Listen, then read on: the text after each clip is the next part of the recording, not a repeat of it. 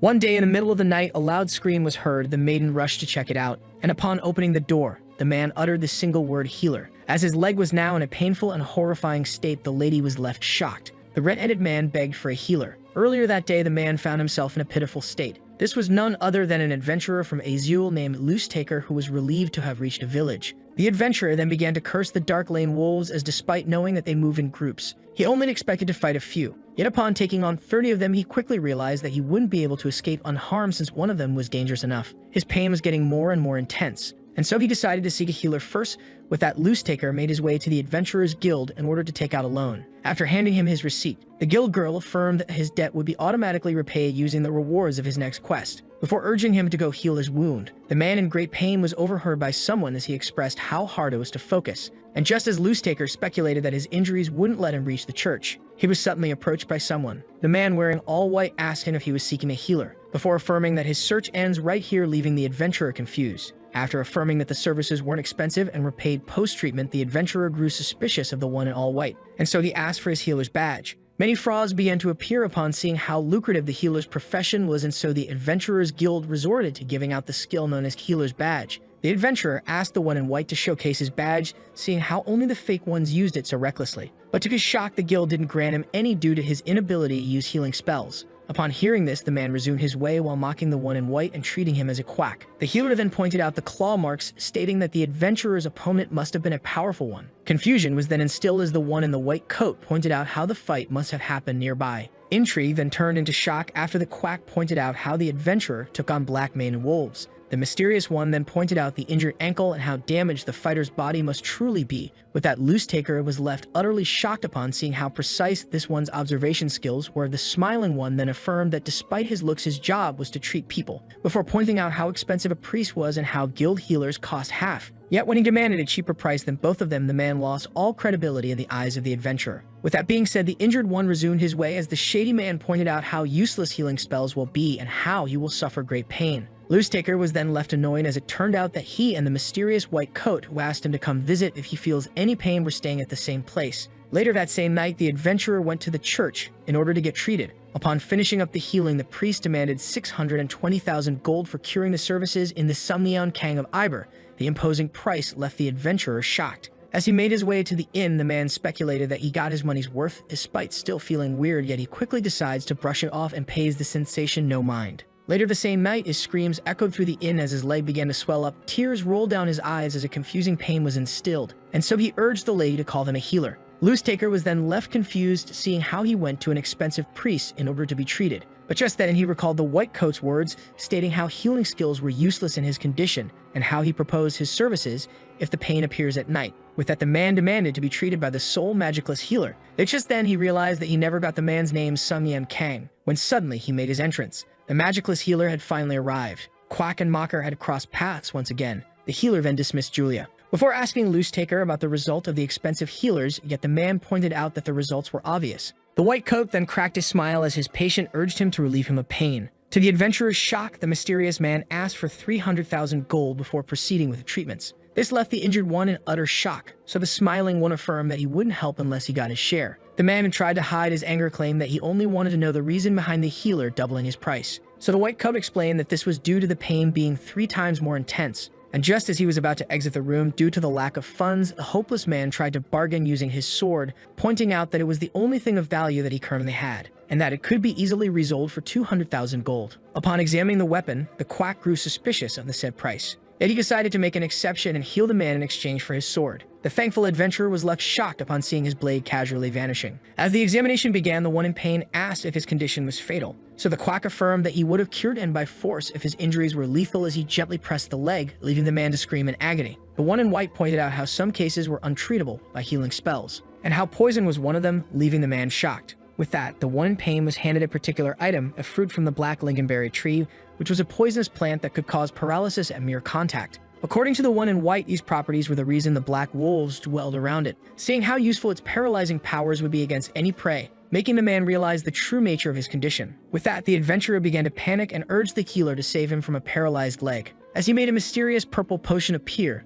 the one in white affirmed that there was one cure. Loose Taker then began to shiver upon seeing the healer pull out a knife and demanded to know its use. So the quack affirmed that the black lingonberry antidote shouldn't be drank but directly applied to the wound, and how he would rather not use such methods, seeing how well his leg was restored. Yet the healer claimed that he had no other choice while the patient was left terrified. The quack then explained that he was truly unable to resort to healing spells, and how he didn't possess anything to deal with the pain, leaving the man to scream in agony as he opened his leg. The one in white asked his patient to stay still in order to not worsen his case. As he poured the first bottle, the healer pointed out how he was expected to use healing spells. The quack then decided to apply the second bottle while asking the man to either take the pain or succumb to it. The Samyam Kang, who was a shady healer from Azul who had chosen this life as healers with no magic could only live as quacks. 3 years ago, our hero appeared in an unknown cave, yet the scenery seemed familiar as he was being given a new class. The man was now in a dimension filled with magic beasts and sorcery. Upon being assigned a class, our hero was intrigued as he was chosen as a healer in this new dimension. Yet luck was on his side as he wasn't the only Earthling here, as he and the rest of the travelers began to argue whether they should leave or stay in this new world. The protagonist related his situation to a fantasy novel,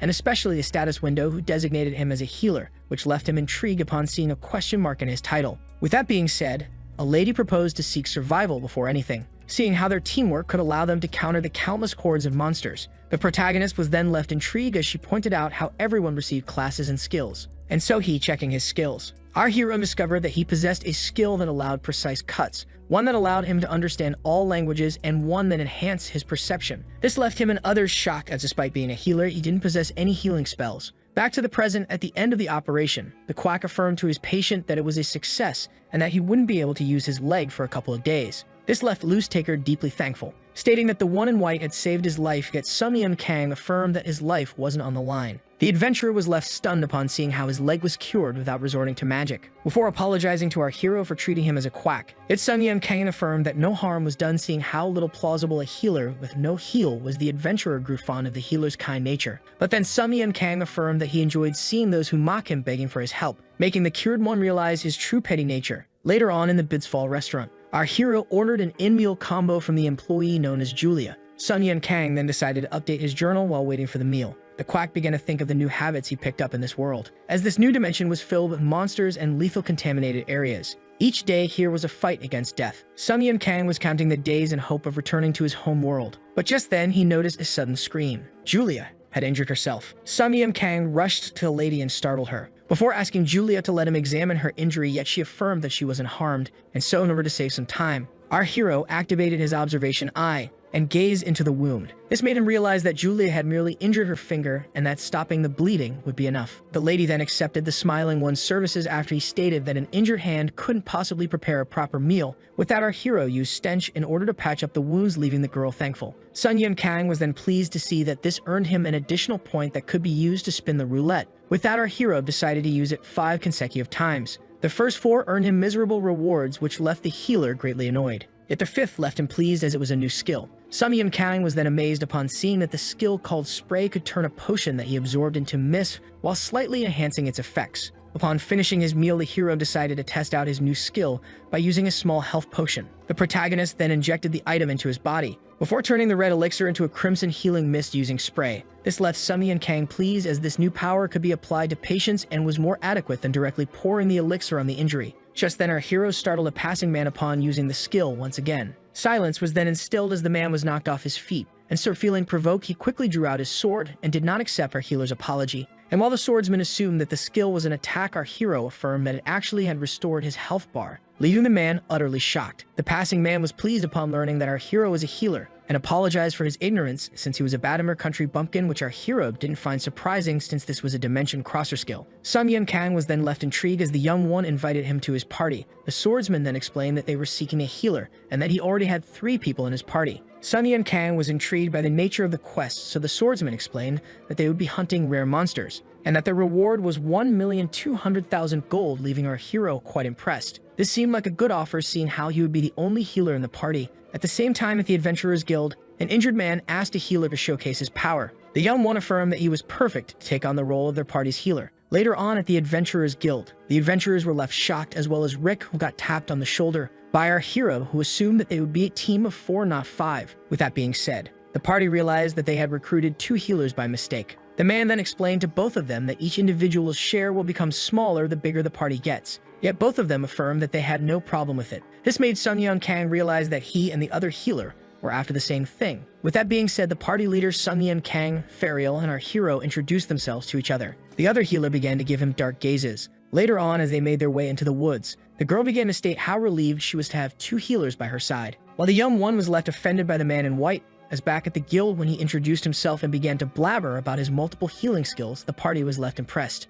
Yet all attention was then on our hero, who showcased his skill spray that left the party utterly amazed. This left the healer quite irritated by the one who had a mysterious skill. Sun Yan Kang then asked about the nature of their target, so Fariel affirmed that it was a sewer, a monster who was pretty common on the continent, and while the party began to laugh, thinking that this was an easy and lucrative job, our hero fully grasped the seriousness of the situation. He then asked the adventurer if they had participated in such a quest before, yet all denied. Sun Yan Kang then turned to the healer, who stated that he only had 1 year of experience. With that, Sun Yan Kang proposed to go back to the village in order to get the necessary potions to take on a rare monster, yet the guild leader opposed it, seeing how far they were from it now. With that being said, the healer accused the one in white of being a coward and suggested that he simply retreat. And so Sun Yan Kang decided to go back, leaving all in utter shock. Fariel claimed that this was the hero's loss, yet our protagonist declared that he would heal them after their defeat, and charge each of them 300,000 gold. And so, as he went on his way and the party began to discuss his poor behavior, the healer was particularly pleased with this outcome, as this meant that he could take the fabled rare item for himself. The sewer rat was then located. It emitted a dark and powerful aura. As the healer asked the party to have faith in his power, the attack began and all charged at the monster. Fariel tried to end it in one powerful punch, yet the monster had suddenly disappeared.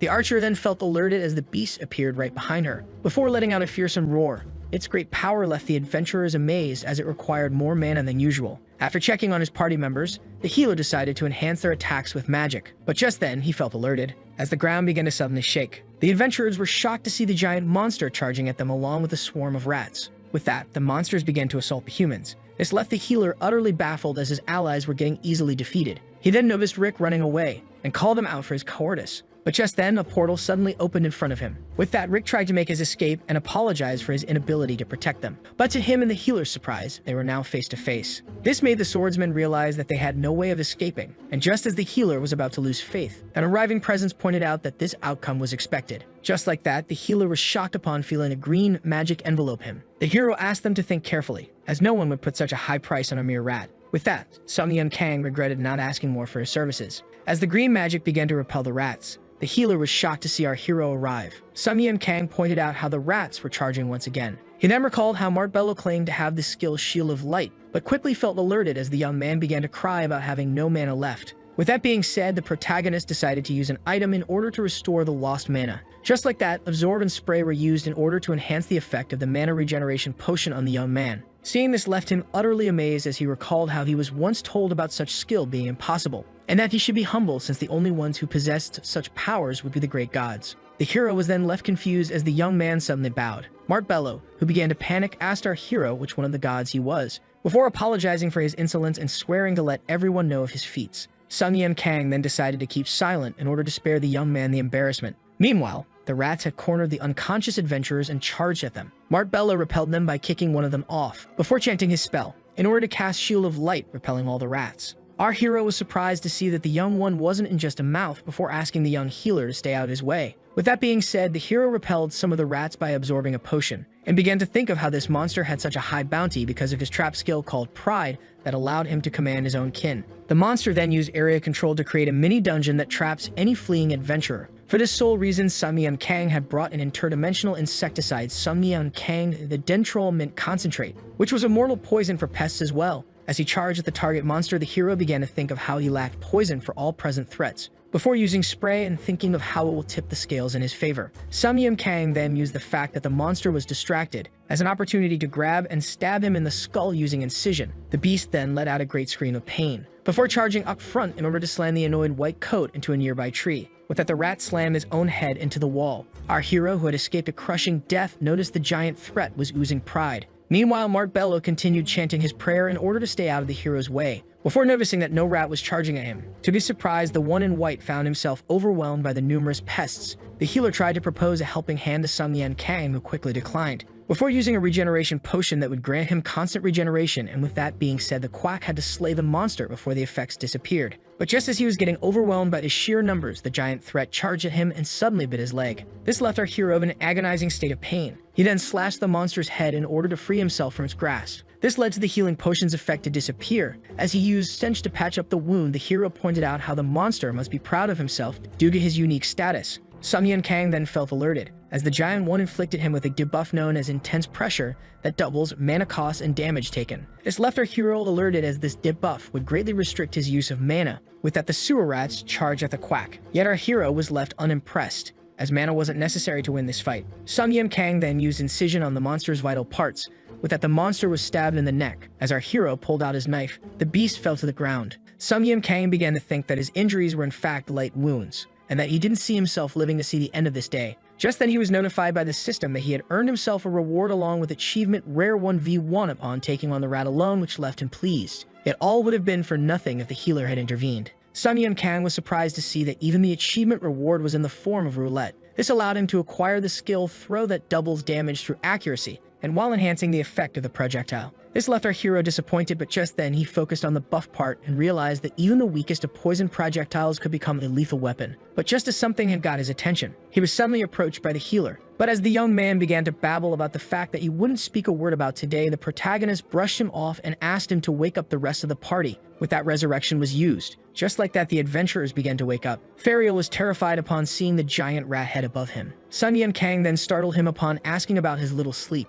The party leader asked the one in white if he was the one who slayed the rat, which he sarcastically confirmed. This left Fariel utterly amazed, as this man was a healer. With that being said, the quack charged them 300,000 gold each, before turning to the monster's corpse and slicing it open to everyone's shock. Just like that, the hero had realized his main purpose, earning him a rare item of an unknown name. Our hero stated that he had remorse upon taking the entire reward, yet the party leader affirmed that he deserves it since he saved them. Also, in order to make it up, Sun Yun Kang decided to offer them a drink. Yet the girl affirmed that they couldn't accept, seeing how they will return to their home the next day. The party leader explained to the confused protagonist that he and the other two originated from the same village, and that they will be giving up the life of adventurers, seeing how they had almost met their end in the chase of money. Our hero, who knew very well how lucrative this job is, understood their point of view, as the high rewards came with high risks. With that, the healer bid the rest of the party farewell to the other. Sun Yun Kang directed his invite to the young one, and he affirmed that he was forbidden from consuming ale. The hero then asked the young one to treat each other as complete strangers,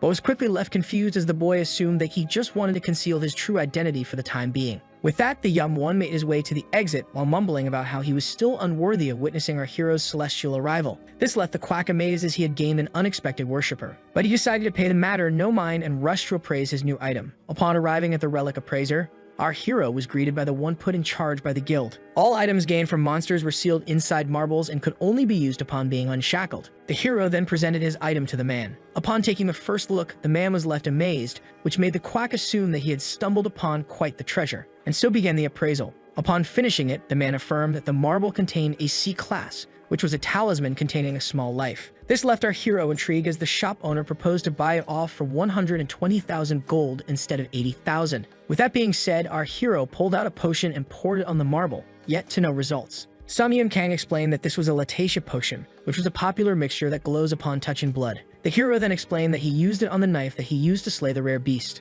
The blade then began to glow as our hero poured the potion on it and explained that despite cleaning it, some blood still remained on the metal. The shop owner then began to panic, as our hero stated that the marbles should have more blood on the knife, seeing how it resided in the insides of the monster. But there was one exception. Suddenly, Sun Yun Kang grabbed the man's head and slammed it into the table while stating that this marble was a fake. And so the beating carried on, until the man found himself covered in blood and potion. He tried to defend himself by stating that the guild was on his side, yet Sun Yun Kang wasn't impressed, as he slammed the man's head into the table even harder. And just as the man couldn't take it anymore, our hero used stench to heal his injuries, leaving him shocked. The scary-looking one in white then remembered that he hadn't given his name yet, while the one with an eye patch realized his true profession. Our hero introduced himself as a healer, which left the man feeling alerted. According to a saying in the continent, one shouldn't be captured if you scam a healer, seeing how the one who brings in relics has either incredible strength or a kink for monster hunting. With that, the man realized how true his master's words were, seeing how a healer could fix up someone he had already beaten just to make him suffer once again.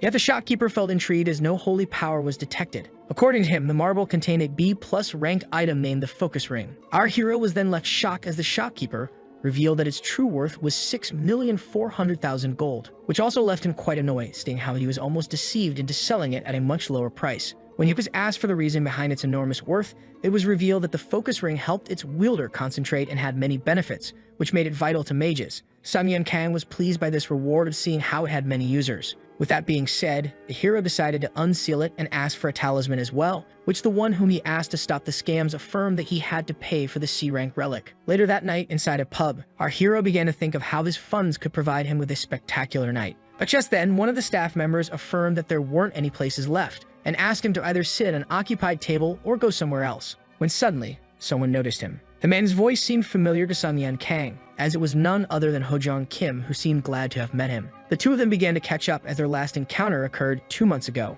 Ho-jong Kim then pointed out how happy he was to see Sun Yun Kang today, seeing how he received a generous pay. The man then began to brag about having earned 2 million gold and how he would be inviting Sun Yun Kang, who realized that beer wasn't worth the occasion tonight. Ho-jong Kim was left shocked as his friend made a rather expensive suggestion. And just as the man was about to complain about the price, our hero let out a laugh and affirmed that he will be the one paying tonight as he asked for a meal. Later on, Ho-jong Kim expressed how surprised he was to see that the protagonist was being more successful than him. Sun Yun Kang affirmed that fortune was just on his side today. Ho-jong Kim then asked him if he required a stamina potion, pointing out how annoying worrying about stamina must be. The man confirmed that his state was irritating. Stamina, which was different from HP, didn't need potions to be restored, yet our hero needed it in order to use his skills. At first, Sun Yun Kang assumed that him being an earthling was the reason behind him being magicless. Yet it turned out that others from like Ho-jong Kim were able to use spells unlike him. The man then pointed out how it must also have its benefits, which our hero confirmed, seeing how cheaper stamina potions were compared to mana. With that being said, Ho-jong Kim proposed a toast to them and all those who have pitiful powers. The earthlings cheerfully banged their cups. Later on, Ho-jong Kim, while drinking, got carried away. With that, Sun Yun Kang decided to ask him about a certain matter which Ho-jong Kim assumed to be important, and quickly realized that the matter must be vital, seeing how Sun Yun Kang demanded to turn off the universal translator skill. As both of them were plunged into a sea of alien words, Ho-jong Kim asked our hero if he had found a way back to Earth, which he denied. Instead, he wanted to talk about his new skill, seeing how the skill throw had a black star in its title. This left Ho-jong Kim confused, as our hero affirmed that he also hadn't come across something like that, and how it exceeded a regular skill. And so Ho-jong Kim speculated that he should also go slay rare monsters despite not knowing anything about it. But just then, he remembered a past party member of his who had a similar skill. When asked about his name, the man struggled to remember, but in the end decided to call him Jaeon Kim, which left our hero intrigued. Despite being an earthling, the said man was rumored to have surpassed the rest of them, seeing how he slayed an enemy wave by himself. And when asked about the reason behind his immense strength, the earthling revealed that he possessed a black star skill. The man was then caught screaming something random on the last day of the mission. He began to talk about how he had finally obtained 4 skills, and how this might be the way back to Earth. Hearing this left our hero in total amazement. The night out reached its end. The man who fell in love with the alcohol affirmed to his friend that he will be the one treating him to the expensive drink next time, which he gladly accepts. Our hero then affirmed that he will be going to buy potions for his friends who will be returning to his inn, and so they parted ways. With that, Sun Yun Kang began to remember his friend's words about the star skills and how once one obtains 4, something will happen which makes the matter worth investigating. Seeing how it must be a way back to Earth, yet our hero was left intrigued by the one who collected 4, seeing how he almost met his end trying to obtain one. He then realized how shocking it is to see his friend forgetting such trivial details. With that being said, our hero decided to work well tomorrow in order to earn additional points. The next day at the market of the Hein village, those passing by were left intrigued upon seeing a sign that assures that a healer will cure them for cheap and is even willing to bargain for his services. The smiling Sun Yun Kang then welcomed his potential customers. Upon being questioned about his profession, our hero affirmed that he cures people for a living, when suddenly he was recognized by a passing lady who began to mock him for being a fake healer who didn't receive a healing badge for having no magic. And so he became the subject of the crowd's bad mouths. And just like that, the front of his stand was rendered empty, yet it was no surprise. But just then, the healer, who was aware that his customers weren't the fighters, was approached by a lady. His true clients were folks like the one who asked him if he was truly open for bargain, before proposing a basket of potatoes in exchange for his services. A smile was then drawn on the lady's face as the young man accepted and asked her about her condition. So she explains how she injured her arm on the farm. Fear then covered her face as she explained how someone she knew died from an infected finger upon being injured by a hoe. Sun Yun Kang quickly realized that the disease in question was an incurable bacteria known as tetanus, seeing how no vaccine existed in this world. With that, he uses his observation skills in order to properly assess the state of the wound. It turned out that the injury was, in fact, a hoe scratch from 2 days ago, which could get infected if the bandage isn't regularly renewed. This left the quack relieved, as it wasn't the terrifying disease. He then reassured the lady that her state wasn't lethal. With that being said, he handed her an item, claiming it to be the cure. Our hero presented a cream as a semi-solid potion, and asked her to apply it on the wound in the morning and at night, as well as change her bandage. But just then, he realized that the lady didn't possess one, and so he excused himself. In order to craft the needed tissue using his fabric-making skill on some hay, Sun Kang even decided to make some more, seeing how pricey it was for the commoners. Upon being treated, the lady felt very thankful and asked her lord to protect the kind young man. The protagonist was pleased with this start, seeing how it earned him some points. Upon seeing this, the villagers' attention was attracted, and so they rushed to the healer who didn't demand money to check up on them. This left our hero quite pleased, as he earned a total of 172 points along with the thankful prayers of the villagers. Sun Kang was overjoyed by how little challenge he had to face in order to get some points. Despite hunting being a decent option, our hero preferred to farm points by curing the villagers. But just as he began to wish for all his future customers to be like the humble villagers, his case of potions was suddenly hit, which attracted our hero's attention, as a mysterious figure called him out for the poor state of his shop before demanding some potions. Upon seeing what just happened, our hero, who was greatly irritated, tried his best to contain his anger and asked the blonde one what he sought exactly. Our hero was then intrigued by the boy, seeing how he was clearly one of noble blood present in a street vendor shop like his. Sun Kang then reached out to his semi-solid potions and affirmed to the young one that this was all he had to currently offer. This made the blonde one and his bodyguard realize that this was the man they were seeking. The arrogant one then pointed out that the healer was fortunate, stating how he was Lihar Irelev, the third son of his house. This intrigued the protagonist, seeing how the boy's family had an imposing word in this domain. The quack then asked for the reason behind their presence, and so the guard politely bowed and stated that the head of their house had formerly required his services. Hearing this left the hero intrigued, as there was no apparent reason for a prideful house to request his services. The young one began to complain to the guards, stating that he could have come here on his own. The man affirmed that he was only obeying the words of his master. With that being said, a sack was thrown to our hero. The young one then burst out in anger, seeing how Sun Kang was clueless about what was inside the sack. So the guard explained that they were the medical herbs necessary to cleanse Teheth. This made the man realize that this was about the infected zone of the West. The region in question was once a paradise, yet now it was mysteriously filled with poison,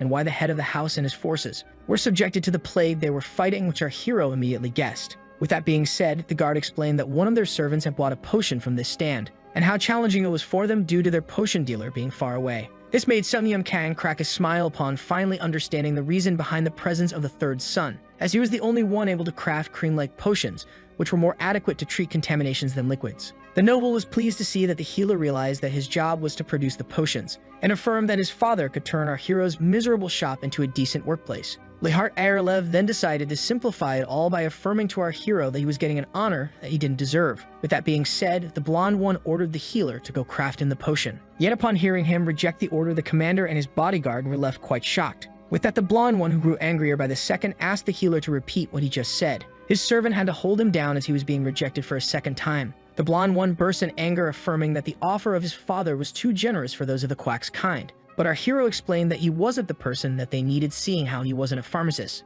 Sun Kang was very well aware of how lucrative this job was, yet taking it on would result in a career full of similar missions, and his main concern was to earn points. But the main reason behind his refusal was the insolence demonstrated by the young noble. Just then, a young boy came rushing to the healer. Our hero was shocked to see the boy named Wall crying while carrying his brother, who seemed in a really bad state. The observation skill then revealed that the boy's finger was torn off by a sickle, which placed his life on the line. Our hero decided to disinfect the wound, seeing how it was made with a dirty farming tool. Laughter was then heard as Wall grew worried sick about his brother's safety. The noble found this scene to be pitiful and affirmed that a pharmacist like our hero couldn't treat such a case, seeing how he was only able to deal with diseases and poisons. The arrogant aristocrat then showcased his skill healing light and affirmed that only a healer like himself would be able to save the boy. Sun Kang was shocked upon learning that he and the arrogant one shared the same class. Yet when he asked him to help the boy, the man refused, stating that commoners didn't have the funds to afford his services, that he was willing to make an exception if Sun Kang agreed to take his father's proposition after apologizing for his rude behavior.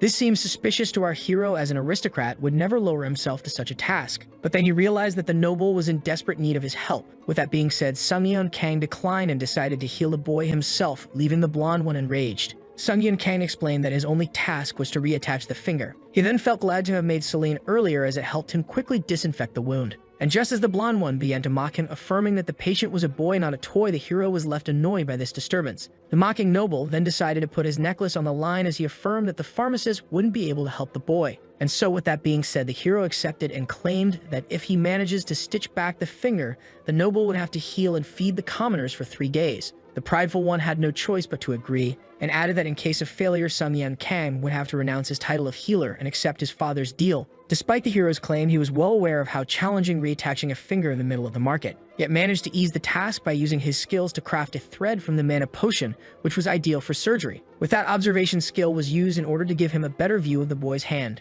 And just as the aristocrat began to think that the quack had no chance, he and the rest of them were suddenly left shocked. The protagonist had established a few rules upon living as an illegal doctor, the fifth being that one shouldn't wait for advanced skills, but combine what he has with his knowledge and use them at the peak of their potential. Just like that, Sun Yan Kang was able to reattach the young one's finger. With that, the operation was a success. The challenging operation was possible due to the right combination of skills. And despite it being a heavy burden on the brain, the item focus ring helped our hero ease the task. But just as he was about to patch up the skin, he was left shocked, as his stamina had almost run out, and so he rushed to reattach the finger before the bar becomes completely empty. With that being said, the thread was cut. Our hero was pleased as the finger was fully reattached. The noble began to shiver in fear as the commoner was overjoyed by this success. The quack felt relieved as he would have lost consciousness if the operation lasted a few seconds longer. With that being said, he decided to restore his stamina and use the skill fully recovered in order to fully restore the young one's finger. With that, the operation came to an end. The noble was left particularly irritated and affirmed that the finger surely wouldn't work. So the quack proposed to put it to the test, making the noble use the skill resurrection on the unconscious patient. The boy woke up to the two men and began to move his hand on the doctor's orders. This left the quack satisfied, while the aristocrat was left stunned. Sun Yan Kang then turned to the man, reminding him of their bet. Just like that, the third son of the House Lihart found himself giving up his necklace of fortune and offering his services to the people for free. All were left shocked. The defeated one then threw his necklace on the ground, admitting the hero's painful victory, making the healer call him out for his vulgar manners. Just like that, the quack earned the necklace of fortune that decreases one's bad luck when being used. Wall then thanked the doctor for his help and asked him if he truly believed that the aristocrat was a man of his word. The quack explained that his father must be a man of honor, who will surely force him, and asked them to tell everyone that free meals and healing services were now available in the square. Later that night in the Bitsfall Inn, Julia asked the hero if he was aware of what just happened. The doctor, who was exhausted, asked to be enlightened. She revealed to the hero that the third son of House Erlev is giving free meals to the many people passing by in his new free clinic inside the square. And when the lady pointed out that the doctor's business would surely be affected, the hero explained that this was of little importance, seeing how the folks were getting helped. This made him appear like an angelic figure in Julia's mind, yet in reality, Sun Yan Kang secretly enjoyed the men's misery. The man then asked her to use the potatoes that he brought to cook him a meal. The lady became determined to serve him a plate that would surely cheer him up, which he couldn't help but admire. But in reality, our hero knew very well that a simple meal couldn't possibly help, seeing how he mostly got miserable rewards from 10 expensive and consecutive roulette spins. Then again, the quack was aware that only receiving skills from the system would be something strange. His comfort was obtaining the item known as the Crystal of Vitality and a ticket that expands his inventory. The quack quickly decided to use the second item, earning him an extra slot. And just as he admired the stamina-increasing crystal, he was suddenly approached by someone who was well aware of its powers. This someone turned out to be Hojang, who came here for the inn's delicious food. Hojang wanted to use his opportunity to show his friend his crystal enhancement ticket, and felt proud of himself to offer this ticket to the quack. Yet upon seeing it, the quack pointed out how the ticket was for fortune-making, making the friend assume that he didn't desire it, so he quickly took it to clear all misunderstandings. Just then, the man noticed. Still had the focus ring and assumed that he decided to keep it, so Sun Yan Kang revealed that he only needed it in order to solve a certain problem. The healer then explained that no random seller should be dealt with when selling this rare ring. And so Hojang proposed to point the quack to a decent merchant. Let's run to a shop that sells weapons. Sun Yan Kang was impressed with the quality of the shop, seeing how it was his friend's recommendation. The shop owner was then greeted by the young man, who explained that he was here to sell him some items. Sun Yan Kang was then left confused as the man pointed out how the necklace was broken. This left him annoyed by the noble, seeing how he certainly damaged it by throwing it on the ground. But irritation was then replaced with thankfulness upon hearing the necklace's worth. Our hero then presented his rare item to the shopkeeper, who quickly recognized its value. With that being said, the hero decided to look around the shop as the old man checked out his records. The quack was looking for any useful item when he stumbled upon a crossbow, and just as he reached to grab it, wondering if he should ask about the long-range weapon, something unexpected happened. Our hero was left confused, as the system mysteriously urged him to get this weapon at all costs. Our hero was unable to fully understand it, as up until now the system only made statements, yet never had it ordered him or issued a command. This made Sun Yan Kang feel as if someone was observing him. But just then, he was snapped back to reality by the shopkeeper, who came to check on him. So the healer claimed to have been focusing on his own thoughts. With that being said, he asked if the weapon in question was unique. According to the old man, this was the rare Freya crossbow that was just extracted from a relic. The shopkeeper explained how it pairs with the connection pouch of Freya, and how any item placed in the pouch will turn into ammo for the crossbow. After he explains how it can shoot 5 projectiles in a row to the young man, the impressed one asked about the weapon's price, speculating it to be a lot. Sung-Yun Kang quickly realized that he couldn't afford the crossbow, seeing how it cost 15 million gold. But the old man proposed a small discount for immediate purchase, and stated to the hero that he will buy his focus ring for 6.5 million, seeing how this was the last market price. The healer quickly realized that selling the necklace and the ring wouldn't be enough to purchase the crossbow even when backed up by his emergency funds, and so he decides to put a little theory to the test, and ask whoever was watching him to send him 4 million gold. But to no response, which didn't quite surprise the quack. With that being said, the old man proposed to save the crossbow for our hero until he can afford it, which left the young man shocked. The shopkeeper then explained that the quack will certainly be able to quickly afford it, judging by the ring and the necklace. This kind sense of business made Sung-Yun Kang realize why Ho-Jong pointed him to this place, and so he accepted the old man's offer. With it, he purchased some items before making his leave. The next day at the Adventurers Guild, our hero, who was equipped with the Brooch of Vitality that increases one's stamina and ticket choices, knew very well that free work was the best way to earn points, yet in order to earn a living, one must seek the board of the Adventurers Guild, despite wanting to get a loan from Ho-Jong. Upon seeing how he only had 5,000 gold, the man in white realized that his friend was in a worse situation than expected. As they were discussing the way back to Earth, our hero affirmed that he might have found a clue, as after 3 years of journeying in this realm, the mysterious entity that brought the Earthling here had finally spoken to the healer. The quack even speculated that putting his hands on the required item might allow him to strike a conversation. As Ho-Jong decided to regain his 5,000 gold upon seeing how not thankful enough the hero was, the healer had no choice but to work in order to earn funds. He then made his way into the crowd to the healer's section of the board in order to see if any quest was worth his time. But just then the lady noticed him, and shyly required his attention, explaining that only those recognized by the guild were allowed to take the board's paper. So the doctor explained that he was only looking through them. But lady then noticed that all of these quests hadn't been ended yet, when suddenly one job seemed to have caught Sung-Yun Kang's attention, as he had stumbled upon an urgent demand for healers for a leg that wouldn't stop leaking blood. Later that same day, Julia was shocked to see the healer return to the inn, so he explains that he was searching for a particular individual. And Sir Sung-Yun Kang found the room in question, and was shocked to see a priest healer in it. How priests don't usually take the jobs from the guild board, the quack quickly assumed that the old man must be a traveling priest. The girl then urged the priest to help her friend Rina, and so he asked her to unveil the wound. Dr. Kang used this opportunity to use his observation skill. That revealed that the constantly bleeding wound was made and infected by a sharp item, along with the presence of a bite mark, which intrigued the doctor. But just as the priest was about to cast his healing spell, the protagonist suddenly stopped the intervention, leaving the old man quite intrigued and demanding the young one's name. Our hero introduced himself as a healer and stated that healing skills were useless in this case. This displeased the old man, as he assumed that the young healer was underestimating his capabilities. But just as the hero tried to explain that this wasn't the case, the blonde one suddenly interrupted him, pointing out Rina's atrocious state, and ordered him to exit the room if he will just keep claiming such senseless things. A chill then ran down the girl's spine as Dr. Kang affirmed once again that magic would be useless, and so she pushed him out of the room, pointing out how annoying he was, before slamming the door into his face. Like always, no one paid attention to the quest, who only tried to help. As the girl urged the priest to carry on with the healing, Sung-Yun Kang knew very well it would definitely bear no results. The old priest was left stunned as he cast divine light once again, yet to no result. The wound was still open and bleeding. Neither him nor the blonde girl could believe it, as blood was still coming out of Rina's leg. The girl assumed that a priest from the Church of Iber could finally cure her friend, yet to no resolve, just like the last one.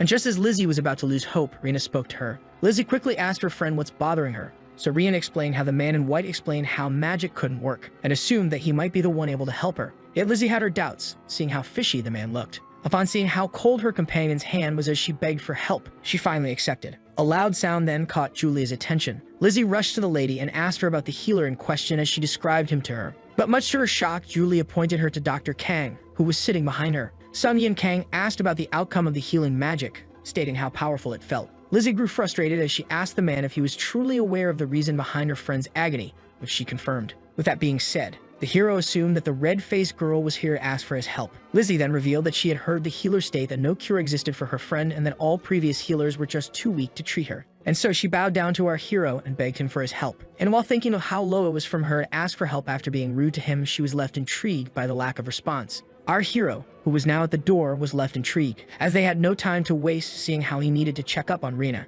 This left Lizzie baffled and relieved, as she expected to be met with refusal. The doctor then stated that the wound's cause should have been found before casting the healing spell. To the ashamed traveling priest known as Harith Finn, As the heroic called how he mentioned the uselessness of magic, the priest assumed that he was insinuating that the patient was poisoned. Father Harith then stated that aside from being a skilled healer, he had studied many poisons in order to refine his purifying skills and had total faith in his knowledge. Before affirming that poison wasn't the case, making Dr. Kang realize that the indirectly bragging priest was like any other healer. But to his shock, the hero explained that he also realized that poison wasn't the case. The ill one introduced herself as Rina upon being asked by our hero. Dr. Kang then decided to take a look at the wound before questioning the girl about how she got it. Rina explained that she got injured last week on her way behind the village by the weak monster known as Rock Mole, so she didn't mind the injury. But as Lizzie affirmed that she got injured as well, the hero asked the girls if they had arrived at the village after being attacked. Serena explained how they had encountered forest goblins in the jungle and fought crocodiles in the Mukia swamp along the way, leaving the priest baffled by their difficult journey. Bafflement was then replaced with intrigue as the heroes cracked a smile upon hearing Lizzie explain that her friend got in right after arriving at the village. With that being said, Sung-Yi Kang asked Rina if she was feeling any pain. This made her notice that her injury wasn't agonizing at all, leaving the priest utterly shocked. He then screamed at the girl for not feeling such a trivial detail. To him, Serena claimed that she was feeling too sick to notice. With that being said, the priest assumed that the injury was in fact imbued with dark magic, the enemy of holy power, which explains his failure to heal her. That the hero affirmed that it wasn't the case, and if that black magic was truly at work, holy power would have plunged the girl in pain, leaving him utterly annoyed. As he summoned up a potion, Dr. Kang affirmed that only one option remained. Before combining the skills spray and absorb in order to project the potion onto the girl. This left the priest surprised, seeing how the liquid was turned into a mist, while Lizzie was left utterly shocked, as the incurable wound suddenly stopped leaking blood. The protagonist then pointed out that handmade dental mint extract was perfect for exterminating insects. The mention of bugs left Rina shocked. The hero then pointed out the presence of bite marks that were previously concealed by the blood, and how the girl must have been exposed to the bugs that reside in the Mukia swamp. This intrigued Rina as despite not having a first aid kit, she was the only one that got infected. The doctor then turned to Lizzie and asked her about the exact injury spots, making her state that she was hit in her upper part while Rina was injured in the leg. This made the girl realize that Rina's wound was the only one that touched the water. The doctor confirmed, stating that the contamination must have happened in the waters of the swamp. The priest finally understood his error as the young one explained how healing skills wouldn't work if an alien substance resided in the body of a patient. This made Lizzie assume that her friend was finally cured, yet the hero affirmed that this was only a temporary state, explaining that an insect who can dull the pain must be pretty advanced. As he sliced the girl's leg open, he affirmed that a creature this strong couldn't possibly be killed by his homemade potion. With that being said, a disgusting creature was unveiled. Upon looking at it, the girl was horrified, as the mysterious insect suddenly burst out of her flesh. This left the priest utterly shocked, as our hero affirmed that they needed to slay it at once, as this was the Black Swamp Leech, a monster known to roam the waters. Suddenly, the monster gained in size and knocked the priest away, as our hero stood there and watched. The monster then ignored all the humans, making Dr. Kang realize that it was trying to flee using the drain, and so he urged everyone to arm themselves as fast as possible. The man then quickly dashed toward the parasite, catching up with it at once, before trying to slice it with his knife. The beast then showed its teeth, as it clashed with the doctor. Sun Kang was blown away by the strength of the monster, seeing how it had been feeding on human blood for almost 7 days. Yet he kept on attacking the insect despite its toughness. Despite knowing how much it feasted, the doctor didn't find it a sufficient reason to explain its abnormal speed. As it dashed to the drain, Lizzie charged at the beast's direction, jumped into the air, grabbed the closet with her hands before slamming it on the monster's head, smashing it at once.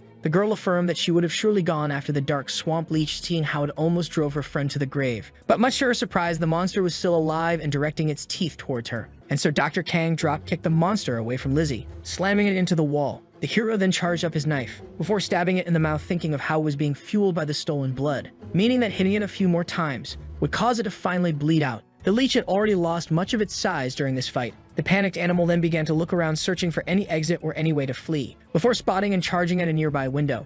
Just like that, the leech made it to the outside, and this left the doctor alerted, as despite Julia's many warnings to keep the place clean, the window was now broken. The one in white realized that they will surely lose track of the monster if it made it to the village waterway, meaning that they would have done all of this for nothing. With that being said, he broke a bottle in order to absorb the potion and spray some of his homemade insecticide onto the leech. The hero then charged at the weakened monster, before landing the quick blow that left the monster in pain. The observation skill revealed that the beast had lost most of his blood. With that being said, the hero decided to land one final strike. Yet upon striking the monster, he was left shocked, as a metal shard flew right next to his face. He was shocked to see that his blade had been broken, when a light spell was cast upon the beast, leaving it shackled. The priest affirmed that this spell takes time to chant, and that he could only hold the powerful monster for a short time, which left the hero pleased. Despite the additional time, our hero couldn't possibly cut down the monster without a weapon. But just then, a brand new blade was thrown to him by Lizzie, who urged him to kill the monster. After a lot of effort, the leech managed to break its own seal, and so our hero charged at the monster with his brand new knife and delivered the final attack. Just like that, the dark water leech had been cut to pieces.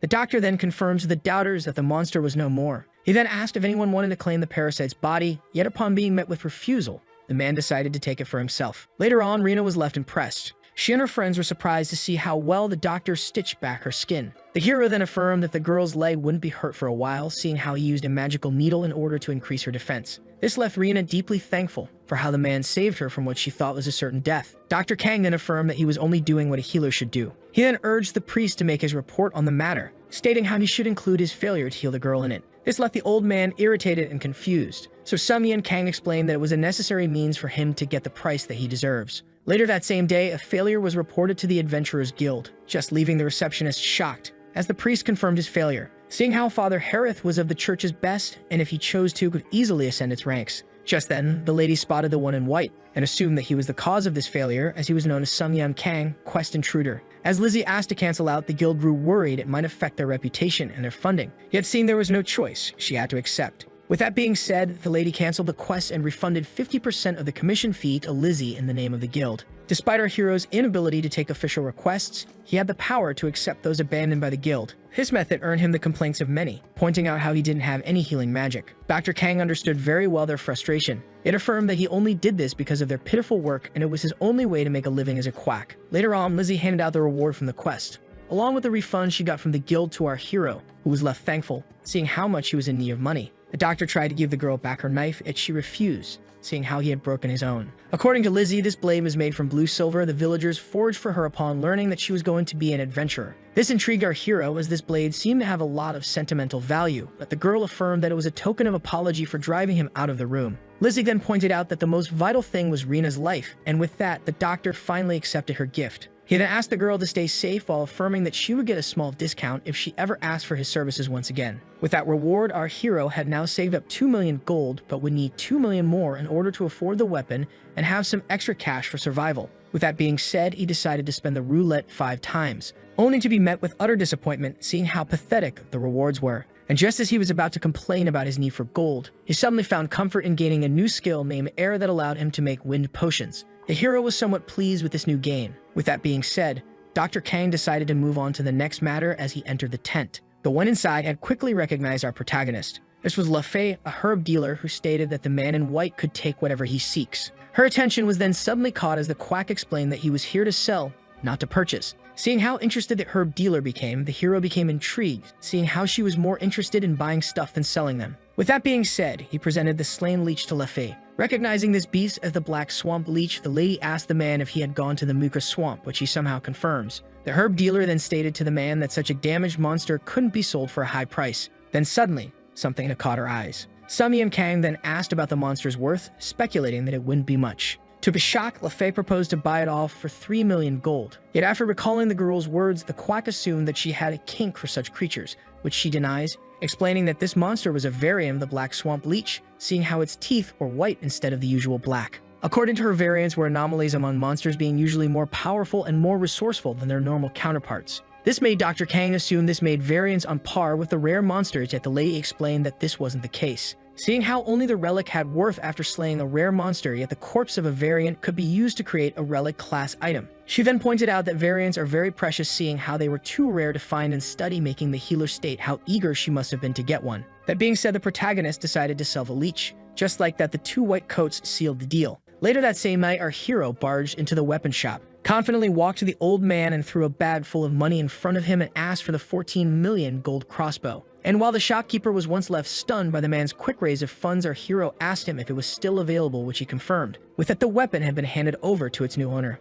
With the crossbow now in his hands, Sumyeon Kang was happy to finally acquire the item requested by the system itself, expecting the entity to appear. But to his surprise, nothing happened once again. Neither that same night at the inn. Seeing how acquiring the crossbow wasn't enough, he decided to transfer it into his inventory. He was then left shocked as the system spoke to him once again. Suddenly, a system window appeared right in front of him. The doctor couldn't believe it. As the system window began to glitch, The hero speculated that the glitched message had appeared due to him getting the crossbow, yet he couldn't fully read it, and notified the entity about a glitch in the system. The healer grew frustrated, seeing how he did everything he could to get its desired weapon. And so he commanded the entity to reveal itself and stop stalking him, as he just wanted to have a conversation with it. When suddenly a new system window had appeared. Seeing the black star made the healer realize that the entity was using it as its own mark. With that being said, it decided to respond, claiming that it will answer 5 questions asked by Sun Yan Kang. On the day it all began, many Earthlings were killed while others had survived. Those survivors began to argue whether they should settle in this new world or seek a way back to Earth. And so one of them proposed to use their skills in order to make a living in this world,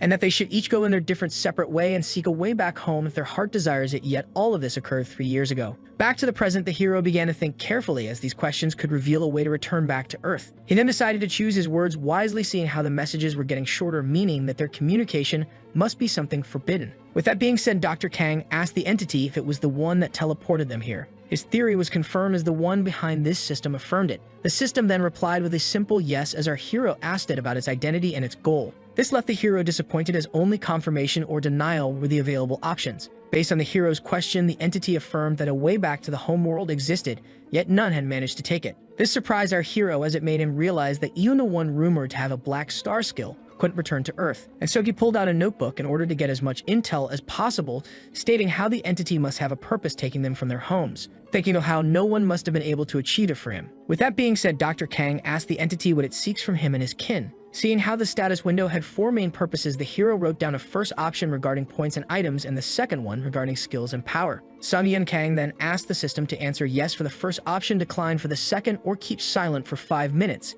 if the goal is something else. The protagonist was shocked upon seeing that the system wanted them to either gain points or skills. For the 5th question, the hero decided to replay the same game, which made the entity behind the system reveal that points were the most crucial. With that being said, Dr. Kang let out his sigh as he finally understood all. Anger began to fill his veins after understanding that he was abducted from his home in order to earn the entity points. Yet the protagonist decided to let go of his anger and focus, thinking of how he must be the most adequate one to fulfill their mission, seeing how he was the Earthling with the most knowledge. And despite not caring about the entity's goal, he wanted to know its identity, seeing how it could help his family regain their world. The hero, who knew very well that he had spent his 5 questions, asked the entity if it was a deity from this continent, stating that it was for its own good to answer, and that he would only agree to help it if it demonstrated some honesty. Yet to his surprise, the system suddenly deducted 52 points from him. The system kept on taking and taking until nothing was left. Our hero was left utterly baffled, and promised himself in a burst of fury to track down and slay the entity. When suddenly, a 5,000-point quest appeared with a black star prize to Sun Yan Kang's intrigue. The quack had never come across such a quest that granted a black star skill, and after seeing how it took all of his points and granted him a mission, he quickly realized that points were necessary to control the system. Seeing how it also asked him not to rush to the mission, he deduced that conversing with it would be temporarily impossible. With that, Dr. Kang decided to obey the system once again in exchange for a decent reward. A lot of insulting names roamed in our hero's mind when thinking about the entity, but seeing how it was the one controlling the system, he decided to title it Manager. The next day, as the first rays of dawn graced the earth, our hero quietly enjoyed his meal inside the inn. Dr. Kang was exhausted while eating a smelly sandwich. He was pleased with the skill Freya's crossbow yesterday that allowed him to make a weapon that he can only use up here and disappear, and even turn it into a bracelet. The healer decided to test out the skill they got from getting the crossbow out with the use of his skills later on. The hero was then left shocked as the system placed Freya roulette in his status window and granted him free spins that normally cost 50 points each. With that being said, the young man decided to use his free trials. As the roulette had reached the end of its spin, he noticed that the rewards resulted in a boost in damage while acquiring him the skill Freya Connection pouch along with a soul crystal that increases points. The protagonist was happy to see that the rewards didn't include gold but stats and skills, despite that being exclusive to the weapon. He was also pleased by the point boost granted by the crystal, and hoped to encounter such fortune all the way across his journey. Just then,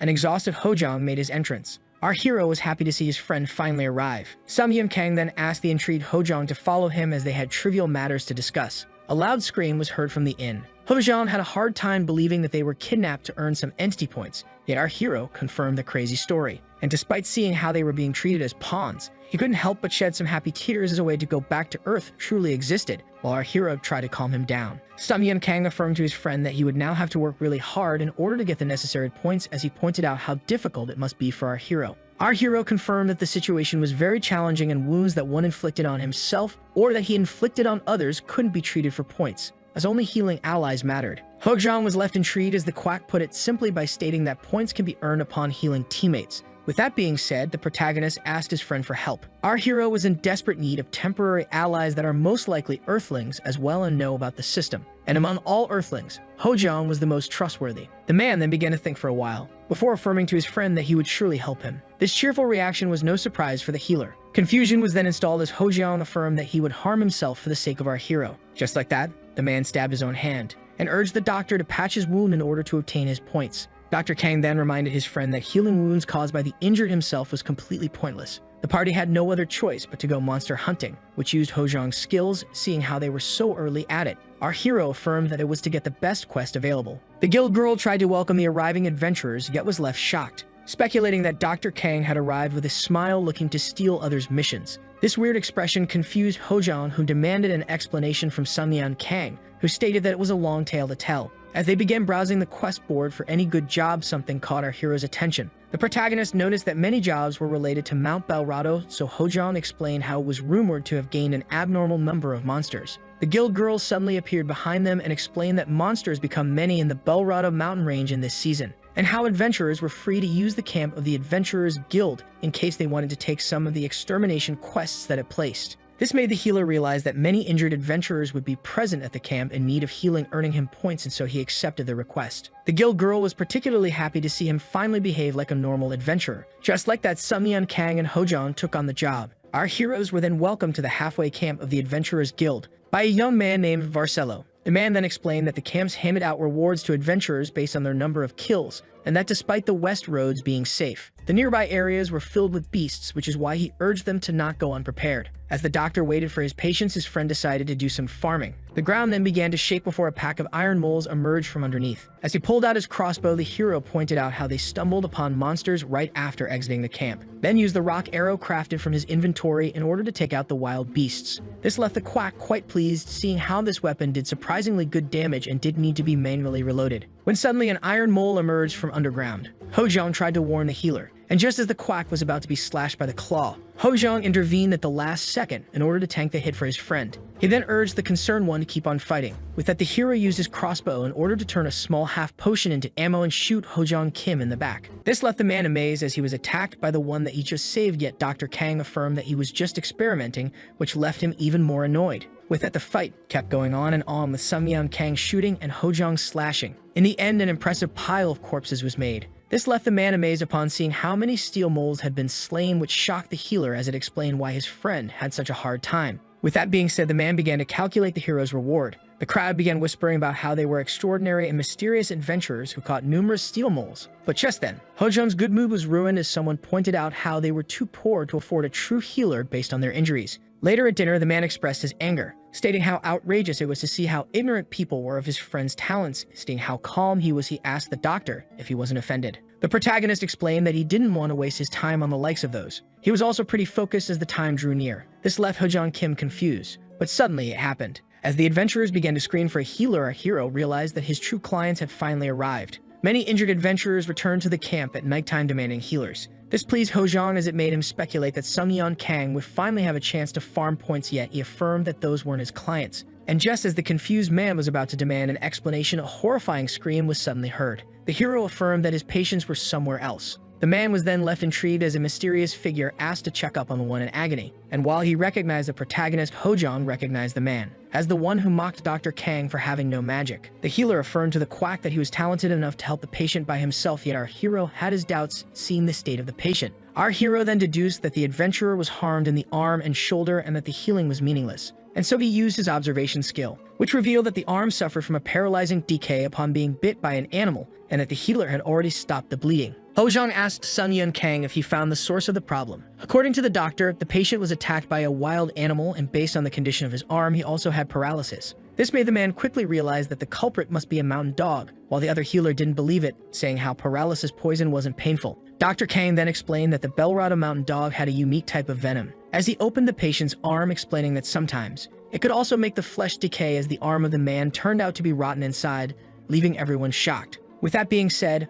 Hojong asked for a solution, so our hero stood up, summoned his weapon, and pointed it at the injured man, to everyone's shock as they tried to stop him. With that being said, the doctor asked his ally to control the crowd, which he immediately did. The doctor judged that the crossbow was the best way to inject the potion into the man's body, and so he used his skill, air, to craft a potion that he placed in his connection pouch in order to create a wind potion arrow. All watched in horror as the hero shot 5 arrows at the injured man, assuming that he just ended his life. This left our hero intrigued, as the wind potion began to take effect, giving the adventurer a very much alive appearance. All were left stunned to see the young man healed after having been penetrated by arrows. Dr. Kang also explained that he had also purified the body from the venom, and that the mountain dogs were weak against air properties. The poison shared the same weakness as well, which meant that the poison had been cancelled out naturally, though the bleeding kept going. With that, Hojang realized that the healer was the one to blame, seeing how he had sealed the wound. Dr. Kang then pointed out that this would have never happened if the healer had just analyzed the wound before healing it. With that, the young healer grew ashamed of himself, as the one in white gave him a dark, mocking gaze.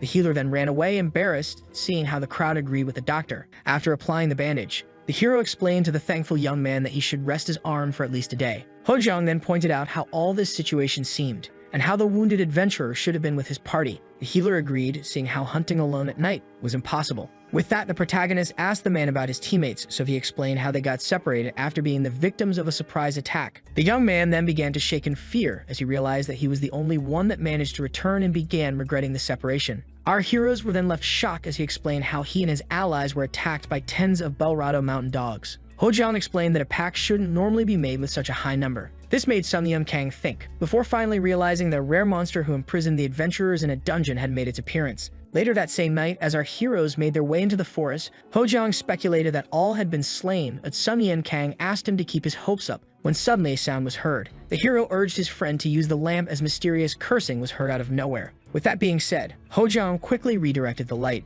revealing an adventurer getting jumped by multiple mountain dogs. With that being said, the hero crafted his wind potion arrows and struck down the wild beasts. Dr. Kang then went to check on the adventurer, who was left thankful. But just then, Hojang found a rather disturbing pile of corpses, and while he was left horrified by the scene, the healer concluded that all of them had been caught in the rare monsters area control. He then noticed that the pile contained old and new human and bestial corpses. This confused Hojang, as mountain dogs were fond of fresh prey, so they had no apparent reason to stack corpses as such. Just then, the hero felt alerted as he finally realized the reality of the situation, as mountain dogs that feasted on rotten flesh existed. As the rare monster known as Decaying Belrado Mountain Dog made his appearance, the hero affirmed that the zombies enjoyed this type of meat. The undead, whether in corpses reanimated by black magic and who are greatly hated by priests. Our hero pointed out how tough the situation seemed to be, while his friend doubted their ability to achieve victory on their own. The undead monster gathered his power and let out a fearsome howl, causing his hounds to attack, leaving the adventurers filled with fear. Hojang intervened at the last moment and saved the young one by slashing the attacking mountain dogs. But to his misfortune, the one he had missed was about to take him from the side.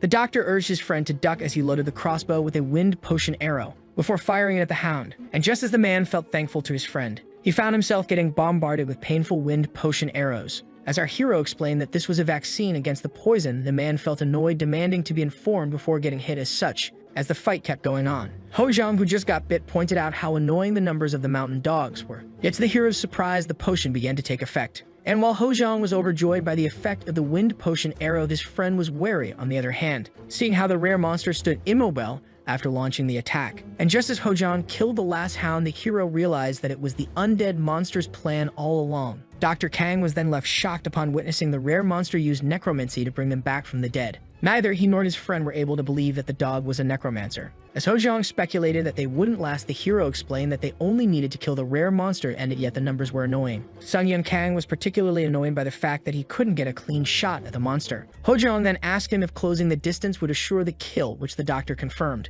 With that being said, the man decided to take action. This made Dr. Kang remember that his friend wasn't a mage, but possessed the class group aggro that played as tanks and lured the monsters to himself. Hojang then pointed out that his skill enhances the monster's powers, and so as he played the distraction by running for his life, the man placed all his hopes in his friend. The hero took a brief moment to appreciate Hojang's sacrifice. His task was now easy as he only had to slay one undead. He then remembered how the herb dealer stated that a rare monster's power came from an item, and that in order to defeat a powerful rare monster, one only had to locate and destroy the said relic. Sun Yun Kang then charged at the monster while using his observational eye that allowed him to locate the item in question. The hero then used the skill throw to slice the monster's neck, seeing how the item was in its mouth. He then pulled out his crossbow, and just as he struck the monster with a wind potion arrow, a mountain dog came out of nowhere and bit off his firing arm. Dr. Kang realized that the original body had been concealed, as his hand had been bitten off. The crossbow then fell to the ground. The giant hound, who was angry at our hero for aiming for his relic, charged at him from behind. The hero then turned around, only to find the giant monster trying to consume him. With that being said, he used the system in order to make the crossbow disappear, before summoning it back to his left hand.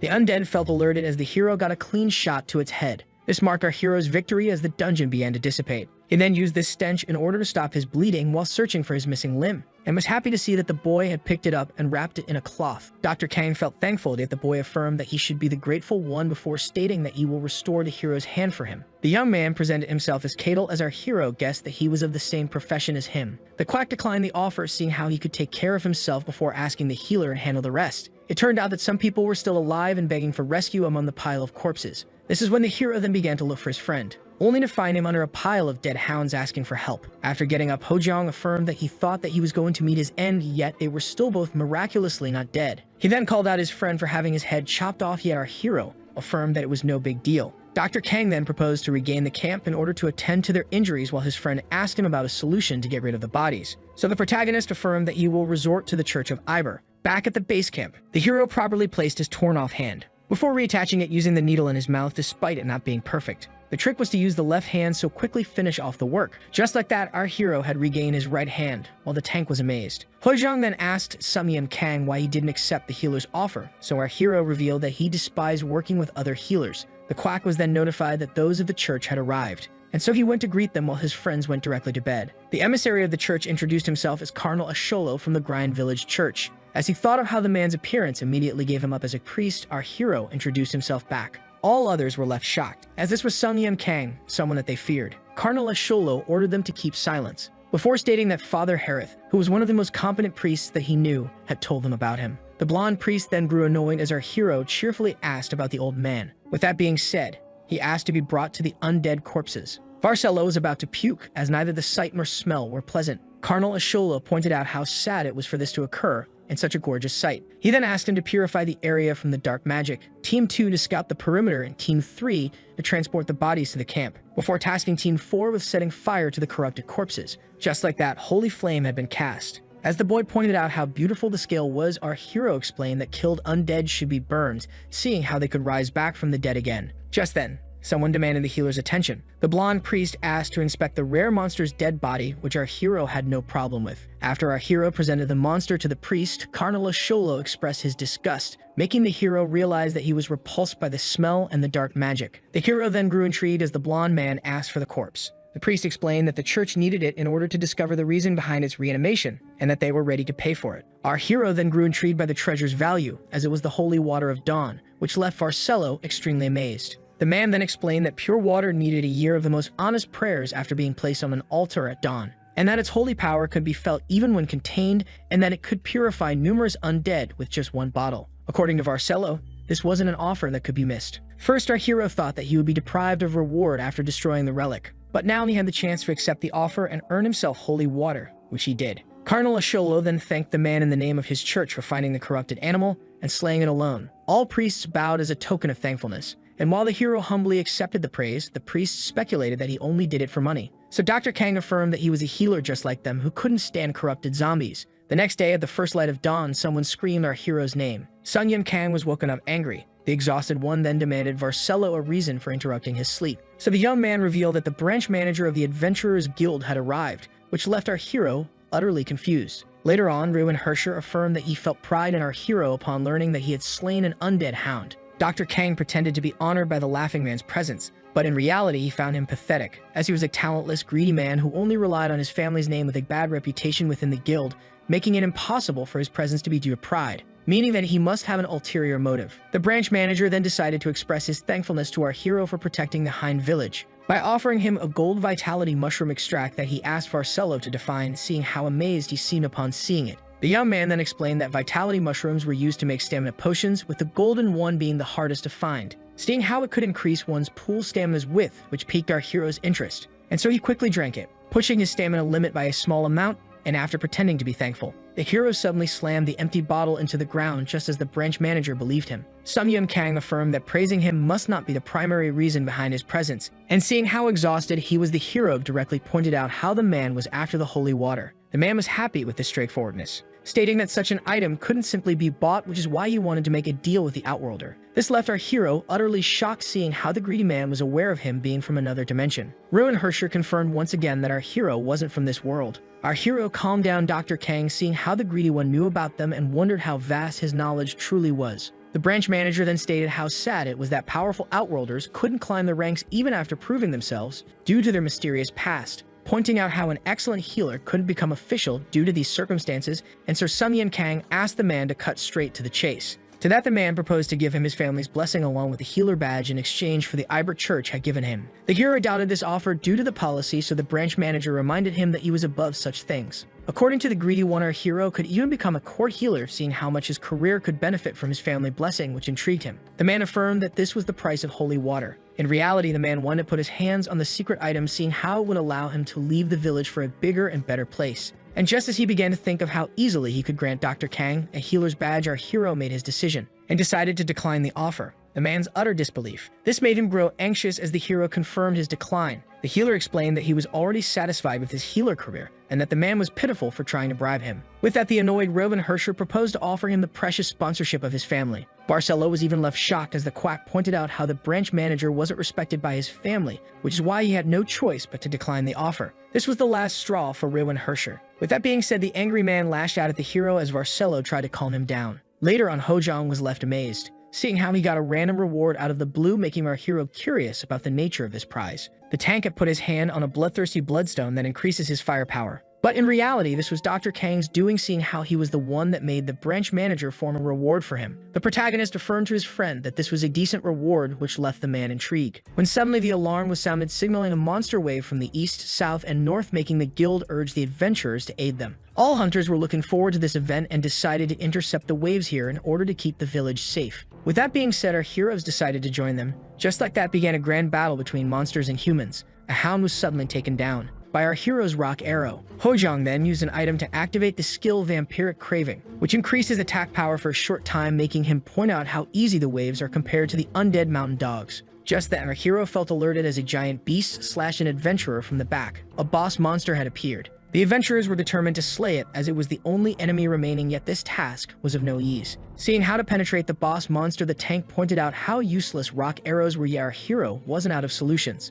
That being said, the man charged up the steel mole claw arrow and fired it at the monster's neck, leaving it in great pain as it let out an agonized scream. Seeing how the arrow penetrated the defense, our hero ordered everyone to target the wounded Hojong, who widened the wound, gave the signal to Sun Kang. With that, the hero launched himself into the air above the bear and struck him with his knife using his star skill. With that, the monster suffered a critical hit and then pushed its last roar before falling to the ground, marking the victory of the adventurers. Later on, the hunters began to gossip about Hojong and Sun Kang's feats during the battles. The tank was then overwhelmed by a sense of pride, seeing how well people talked about them, before noticing his friend who wanted to use his 300 points to play roulette. The man even bet money that none of the rewards would be satisfying, yet our hero couldn't help but have his hopes up. Upon receiving pitiful prizes, the hero couldn't help but feel disappointed. Southern Versailles will try to catch on to our heroes, which should have them intrigued, so the young man pointed out how they had prevented a great catastrophe today before thanking them, and one asked if the camp is going to be closed. Barcelo affirmed that it was only a temporary measure until the church finished investigating.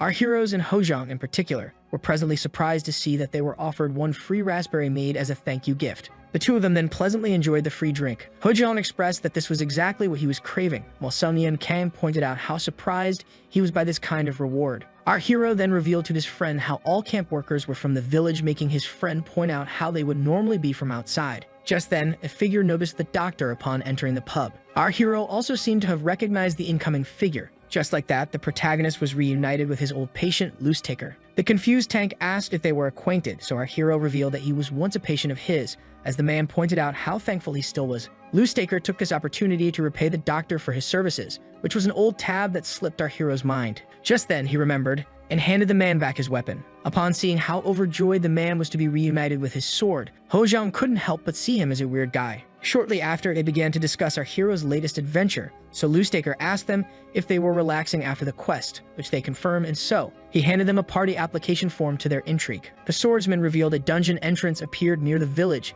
and that's the party that he is putting up for his cousin. We raid in 3 days. Loose Taker affirmed that he couldn't participate due to his debt, making the tank point out how unwise it always was to take out a loan from the guild. Dr. Kang, who was intrigued by the dungeon treasures, asked Hojong if he wished to go, which he confirmed. The young man felt overjoyed and thankful, seeing how he had recruited someone trustworthy. But just then, he remembered that our protagonist relished seeing those who mocked him begging for his help, which made him doubt his excitement. On the day of the raid, both our heroes stood ready. The healer affirmed that he was prepared to receive his money, which left the tank intrigued. But just then, he remembered the bet that they made back then on the roulette, making him realize that the quack got a decent prize, which was the skill Freya Arrow Retrieval that lets him spawn one of his used arrows back in his inventory after the dawn of the next day. The quack explained how he met the healer that they saved a day earlier and how he had faith in Nakamate and how it blessed him. Hojiang couldn't believe it, as this increased Sumyan Kang's luck and allowed him to unlock a brand new skill. And with that, they went on their way. Later at the Hakat Hills, our heroes were greeted by Taker's cousin, the sword maiden Tina Putine. Our hero presented himself as a healer and his washed-up friend as a tank before asking the girl to pay his gloomy expression no mind. The other party members were Fight Lacrimati, the mage Shirai, and the priestess Sakita. The sorceress then turned to the tank, pointing out his weird robe. So Hojiang affirmed that it was a rare item. Just then, the rogue named Isle asked the party to behave well, seeing how the healer and the tank were here to help. This mature attitude made Hojiang speculate that the rogue was the leader, but the grumpy fighter affirmed that he was in charge. And so, with everyone being prepared, the party entered the dungeon. After opening his eyes, our hero found himself in a relic dungeon along with his allies. The sorceress cast a light spell. With that, the adventurers made their way into the dungeon. The quack observed that the walls seemed to be decaying, which could only happen under the influence of water or air. The hero examined the rocks and found that it was neither wet nor influenced by air, seeing how far they were inside the dungeon. This made him theorize that the decaying was due to dark magic. He then recalled how the fighter claimed to have the ability to heal, and as the tank speculated that he was a therapist, the boy affirmed that he was a monk. Our hero then realized that the priestess didn't pick up any sign of dark magic, when suddenly something caught his attention as a swarm of scarabs appeared from the walls. The disgusted mage quickly launched a powerful explosive spell on the insects,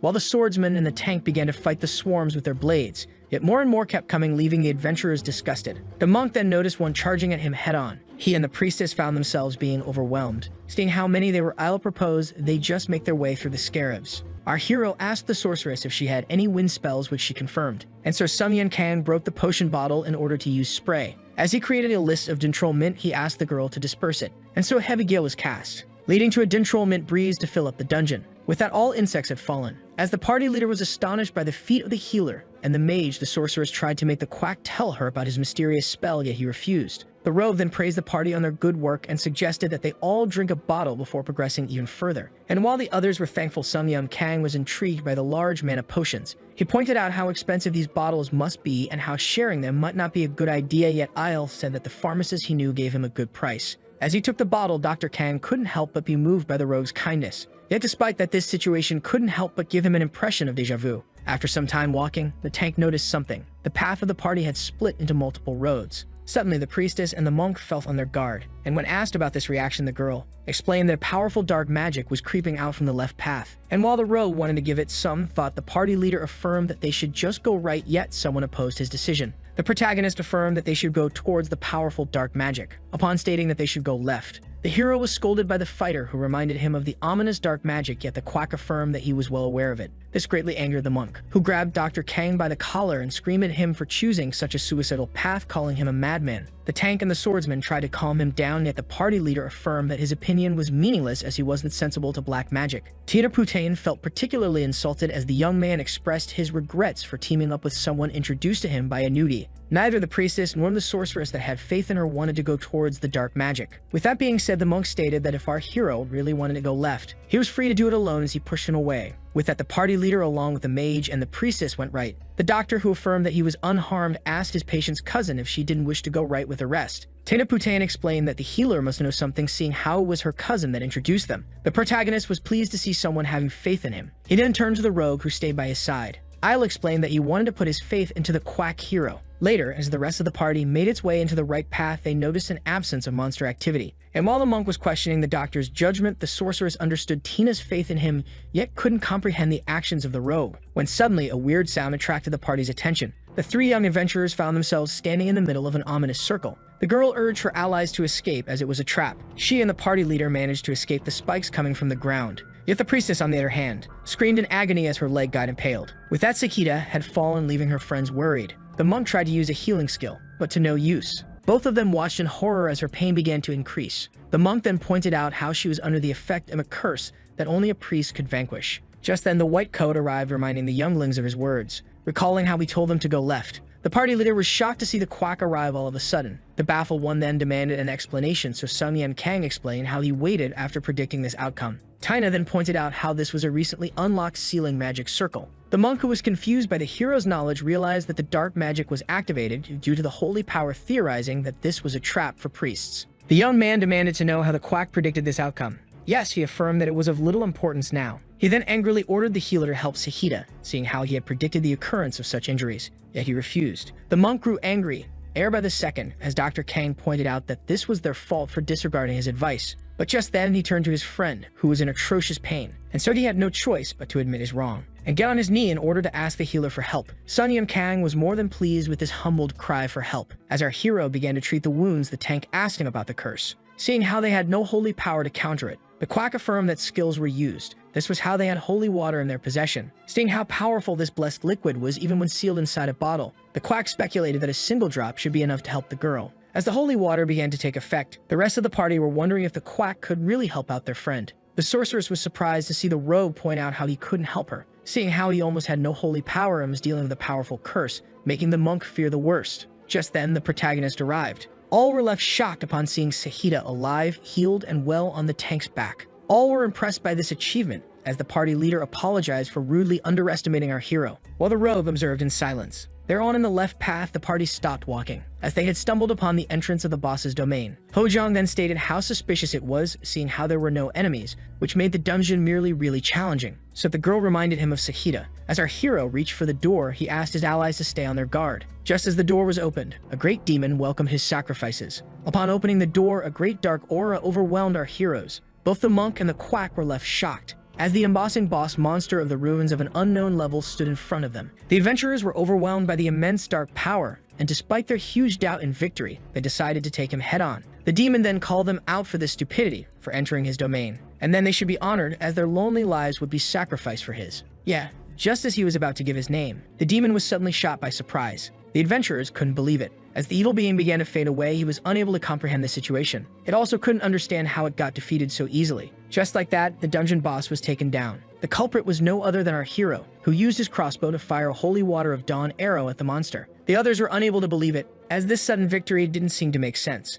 Hojong Kim scolded Sun Yan Kang for using his strongest move at the start of the fight, affirming that it was more logical in using it at the end. He then used the Freya arrow retrieval skill to take back the powerful projectile that took down the demon. Dr. Kang then reminded the party leader how the dungeon would soon fade away as its boss had been slain. The sorceress asked if she should draw the exit right away, but the rogue explained that they should scavenge the room first, seeing how they still had some time, and how keeping the exit open takes a lot of mana, ultimately convincing the mage. The party leader then reminded his crew that they were on the clock, and whoever discovers an item gets to own it. The sorceress then noticed something odd, as a large stain of blood covered the altar, making her point out that the demon must have slain countless lives on it, while Hojong Kim urged her to take whatever is precious to replace the altar. Our hero speculated that an item must be hidden under the altar, and was shocked to find a box. But just as he opened it, someone pushed out a loud scream. This left the healer shocked, as a pack of undead emerged from the dark circles. The party stood prepared for battle, as the monk condensed his mana and attacked the zombies with a skill Holy Fist. The young man was then left annoyed as the tank praised him for his fighting skills and called him a physical therapist. According to the sorcerers, victory wasn't rich even when facing the zombies by destroying their heads, before unleashing powerful spells targeting multiple enemies at once.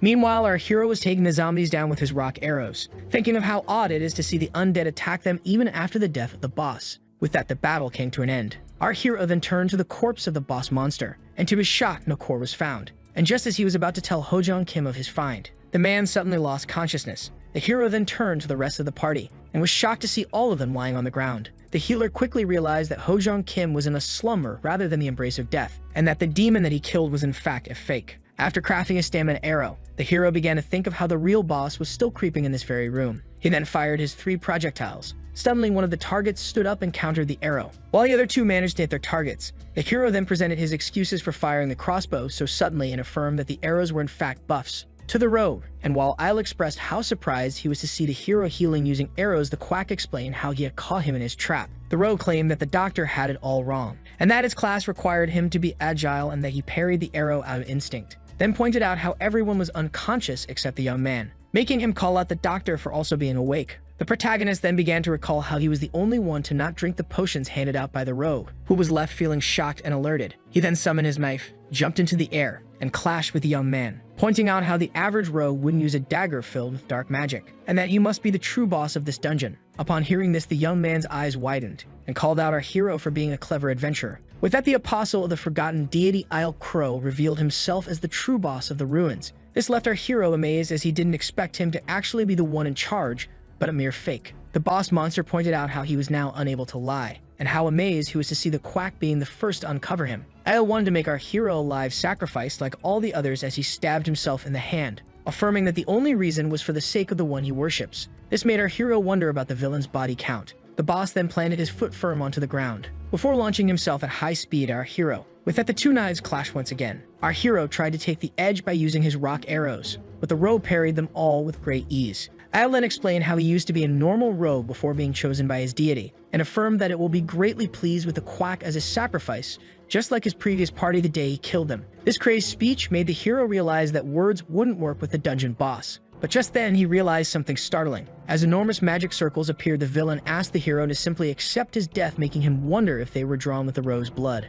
Our hero found himself in the middle of one of the circles, as giant terrifying blood hands emerged from the ground that the worshipper aimed to use to sacrifice him. With that being said, the hero found himself being engulfed in the dark magic, but the evil sorcerer was left surprised as a bright light emerged from the circle. The man was then left shocked, as our hero emerged unscratched from his attack, pointing out how his excellent knife work was worthy of the rogue class. And as the spell began to dissipate, he pointed out how much of a shock all of this was. The man was left baffled upon seeing his pal fading away. He then decided to try sacrificing our hero once again, yet his spell was once again unable to touch him. Isle Crow was left utterly baffled, as the power granted by the one he worships was rendered useless, making the hero point out how religious he was. He then asked him about the box under the altar, and if the orb inside it was one of his possessions. The dungeon boss quickly began to panic after recognizing it as the Orb of Kirkershtel. This made the quack realize that it contains the power of a divinity and enhances magic defense and mana resistance, and was a divine artifact. The young man pointed out how the box was under a powerful seal, making our hero think of how it was made with dark magic, and that his holy water arrow had destroyed the seal at the start of the fight. Seeing this made the man grow even angrier, affirming that the forgotten one that he worships will soon return, and that he will make sure of it as he charged at our hero. Before starting to attack him relentlessly, Sun Yun Kang, who found himself in a tough situation, pointed out how religious the man was and how he was able to fight like a rogue. Seeing how much the villain cared about the orb, the quack tossed it into the air,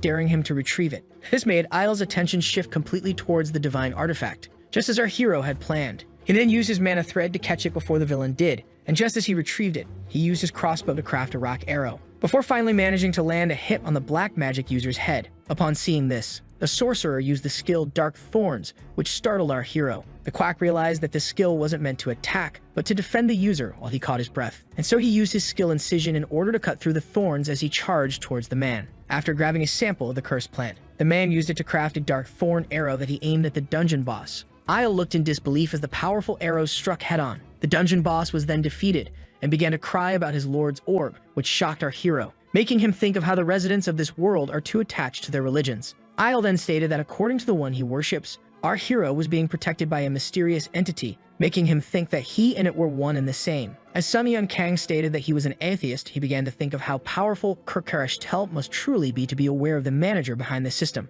But despite all, our hero had to confirm that he was granted great power, making the defeated dungeon boss point out how he will always want more. With that, the man fell to the ground as the quack stated that he wasn't a crazy man like him. Dr. Kang didn't adore the manager but had no choice but to work with it. And so he went to wake the rest of the party up as dark magic gathered around the defeated boss, who was left on the brink of death. The adventurer then began to regain consciousness, as Dr. Kang rushed to greet his confused friend. But just then, the sword woman let out a scream of horror upon seeing the rogue's body. Our hero then explained that their supposed ally was, in fact, the real boss monster, and that he was the one that saved them. After explaining everything to them, all were unable to believe that the rogue was the true monster, seeing the dark magic coming out of him. Ho-jung Kim asked Sun Yun Kang how he uncovered the sorcerer, so the quack explained how friendly people weren't trustworthy, and that one should always avoid anyone that is respectful and friendly for no apparent reason, which the Tang found ironic, seeing how the quack just described himself, which is why he uncovered Isle as another psychopath. The quack then asked the sorceress to draw out the biggest exit as fast as possible. Shurai then began to think of how our hero must be hiding a holy power equal to that of a powerful priest, and of how wise he seemed. This made her speculate that he was someone of high position within the church, and that it was for the best not to anger him. And so she agreed to his request with respect, which left him intrigued. With that being said, he turned to the priestess and asked her to spare him some of her time. According to our hero, corpses were something very common in this continent, yet leaving all of these dead people in these ruins would be immoral, who assumed that they were all forces of the dungeon. So the quack explained how dungeon monsters usually have the same face and how these corpses must be those killed by Isle. The shy girl then claimed that this was a matter that she wanted to abort, seeing how her position as priestess wouldn't allow her to leave them here. Our hero, who had realized that the girl was too shy to speak her mind, asked if they could be of any assistance. The priestess then claimed that she would be pleased to see the rest of the party praying for the souls of the dead. With that, the corpses were now in a light circle. As the young girl began to pray to Iber, all prayed for these poor souls to find eternal rest. Just then, our hero received the notification from the system. Sum Yim Kang had achieved rest and peace, which could only be done by praying during a cleansing ritual. He was shocked to see that this earned him an achievement, and found himself earning the skill Calming Prayer upon checking the reward. Hojong Kim and Sung Yin Kang then both realized both of them received the same achievement. As the idea of transferring the bodies to the circle was proposed, our hero wished for a magic shroud to cover them all, so the swordswoman decided to take care of it. And so she used powerful magic to create a thin shroud, which left the party amazed, yet the girl tried her best to stay humble. And just as the sorceress signaled that all preparations were made, our hero turned his gaze to her and urged her to escape, yet she couldn't understand. With a swift movement of the dagger, the rogue stabbed the sorceress as she began to cough blood. All were left shocked and horrified, as Isle was supposed to have left this life. And seeing how nothing here permitted the use of necromancy, our hero realized that a way did exist. All of this was the doing of the one that the rogue worshipped, named Kirkerishtel. The doctor then asked the party to take the dead and the sorceress with them, while he and the priestess fought off the evil sorcerer, which left her terrified. Isle, who couldn't stand up straight, then charged in the blink of an eye, aiming for his life, only for him to block the thrust at the last second using his crossbow. Our hero struggled to repel the knife, and so he asked the terrified priestess for her help. After gathering her courage, the priestess hit the rogue with the skill Turn Undead. Seeing this, the dungeon monster tried to eliminate the terrified holy maiden first, only for him to be quickly countered by our hero and his crossbow. The quack then asked the girl to keep up the good work, and so she gathered her strength once again and struck the monster with the skill Turn Undead. This left Isle in great pain. He then looked up to the sky and made up his mind. The dungeon monster reached into his chest and ripped out his core while calling out the name of the one that he worships, and stating that the adventurers shall be his last sacrifice. This left the quack terrified, as the crazy man had destroyed the boss's core, leading to the dungeon's collapse. Sum Yin Kang urged his party to exit the dungeon right away, as the ceiling was about to collapse. A smile was drawn on the crazy man's face as he began to think of the one that he worships, before finally affirming that all he did was for his sake. With that, the rogue found himself being crushed by a giant boulder. Meanwhile, our heroes rushed to the exit. The doctor quickly asked the monk about the mage. According to the party leader, World had made a full recovery, yet there was a problem. The sorceress found herself in panic as her spell wasn't working. With that, our hero realized that they had fallen prey to Isle, seeing how the horror of this experience made sure to lose control of her magic. This allowed him to understand what he meant when he called them sacrifices. The monk was left mostly annoyed, as they had lost the only mage that could create an exit. Tears rolled down the mage's eyes, losing hope, seeing how there were no teleport scrolls to help them out. But just then, the protagonist realized something and pointed out to the terrified girl how the circle was complete and how it only needed enough magic to be activated. This made him realize that all hope wasn't lost. As he turned, Tina Putan understood what he meant, upon seeing how her magic was strong enough to recognize the different magic circles, and how she had enough skill to craft a magic shroud. Our hero realized that Tina was closer to a magic user than a melee fighter. The lady affirmed that she couldn't do it, when suddenly a piece of the wall was detached and almost crushed her in an instant. Sung Yin Kang assured the sword maiden that they were on the clock and that he would ask her once and for all to choose between helping and dying. Despite doubting herself, the girl finally agreed, leaving the doctor relieved. The spell drawn by the sorceress was a Trinity magic circle that required 2 magic users to activate. Originally, the girl would have used a clone spell to fill the 2 required spots, yet seeing how she was unable to fill either of them, the hero summoned a large mana potion given to him by Isle and absorbed it before combining it with spray in order to fill the required spot. With that, the spell was finally activated. As the dungeon was about to collapse, the girl prayed for their success. The magic circle then took place right before the party could be crushed by a giant boulder. Suddenly, our hero woke up. He and the rest of the party found themselves in an unknown place. Seeing how the sorceress was overjoyed by their return to the continent, the doctor asked her about their whereabouts. The girl explained that they were in the west, which was the place of her affiliation, named the Crimson Magic Tower. As it was pointed out how they must be in Kamar upon hearing the name of the affiliation. Hojong Kim was left baffled, as Kamar was the name of a wealthy place. Also known as the city above the lake, it was the safest in the region due to this affiliation, which pushed mages and wealthy aristocrats to rush to move there. Kamar is also rumored to have rare books and research intel that were quite easy for one to get his hands on. The hero then began to look around, thinking of how he had never set foot in such a place before, when suddenly, someone approached the door. Men in robes walked towards the room, wondering who had arrived this late upon seeing the activation of the return coordinates. After opening the door, the man was left shocked. All were baffled by the presence of Shirei. The quack asked the sorceress about their sudden reactions, and just as she was about to explain,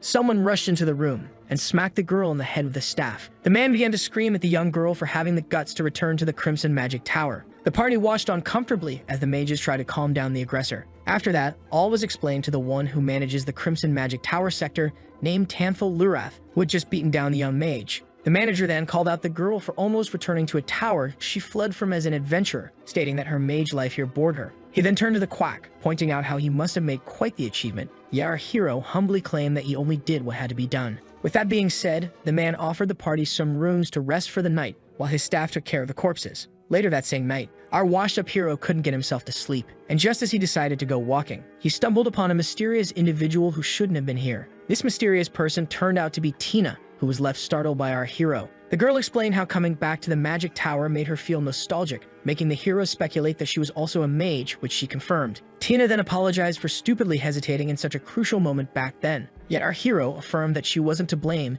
since it was her intervention that allowed them to escape. The girl thanked the quack for his kind words. Tina explained how her family pushed her to join the Golden Magic Tower upon seeing the great potential she had at a young age, and yet her heart leaned more towards the sword, which made her long for her sparring sessions with her cousin. Tina even pointed out how she wasn't very skilled regarding magic, making the hero curious if this was the reason behind her leaving. The girl confirmed, stating that she regrets not focusing on her mage career, seeing how weak she was as both a magic user and a sword wielder, making the quack realize that Tina had no faith in herself. Sun Yan Kang then explained that despite being ignorant about the subject, he was fluent in none of these categories and that one should do what he desires. He even suggested manipulation as a way to achieve her goal, which left her intrigued. According to our hero, one should use any way that is required in order to achieve his dream, which deeply touched the maiden. Sun Yan Kang affirmed that one should reach for his dream even when risking becoming a quack in the eyes of everyone else. The next day, the party was disbanded. The tank assumed that this was the best way for them to part ways, as the priestess went to finish the matter and the monk went to train. Our heroes then turned to Tina, as Hojong Kim suggested that she join them if she had nothing to do.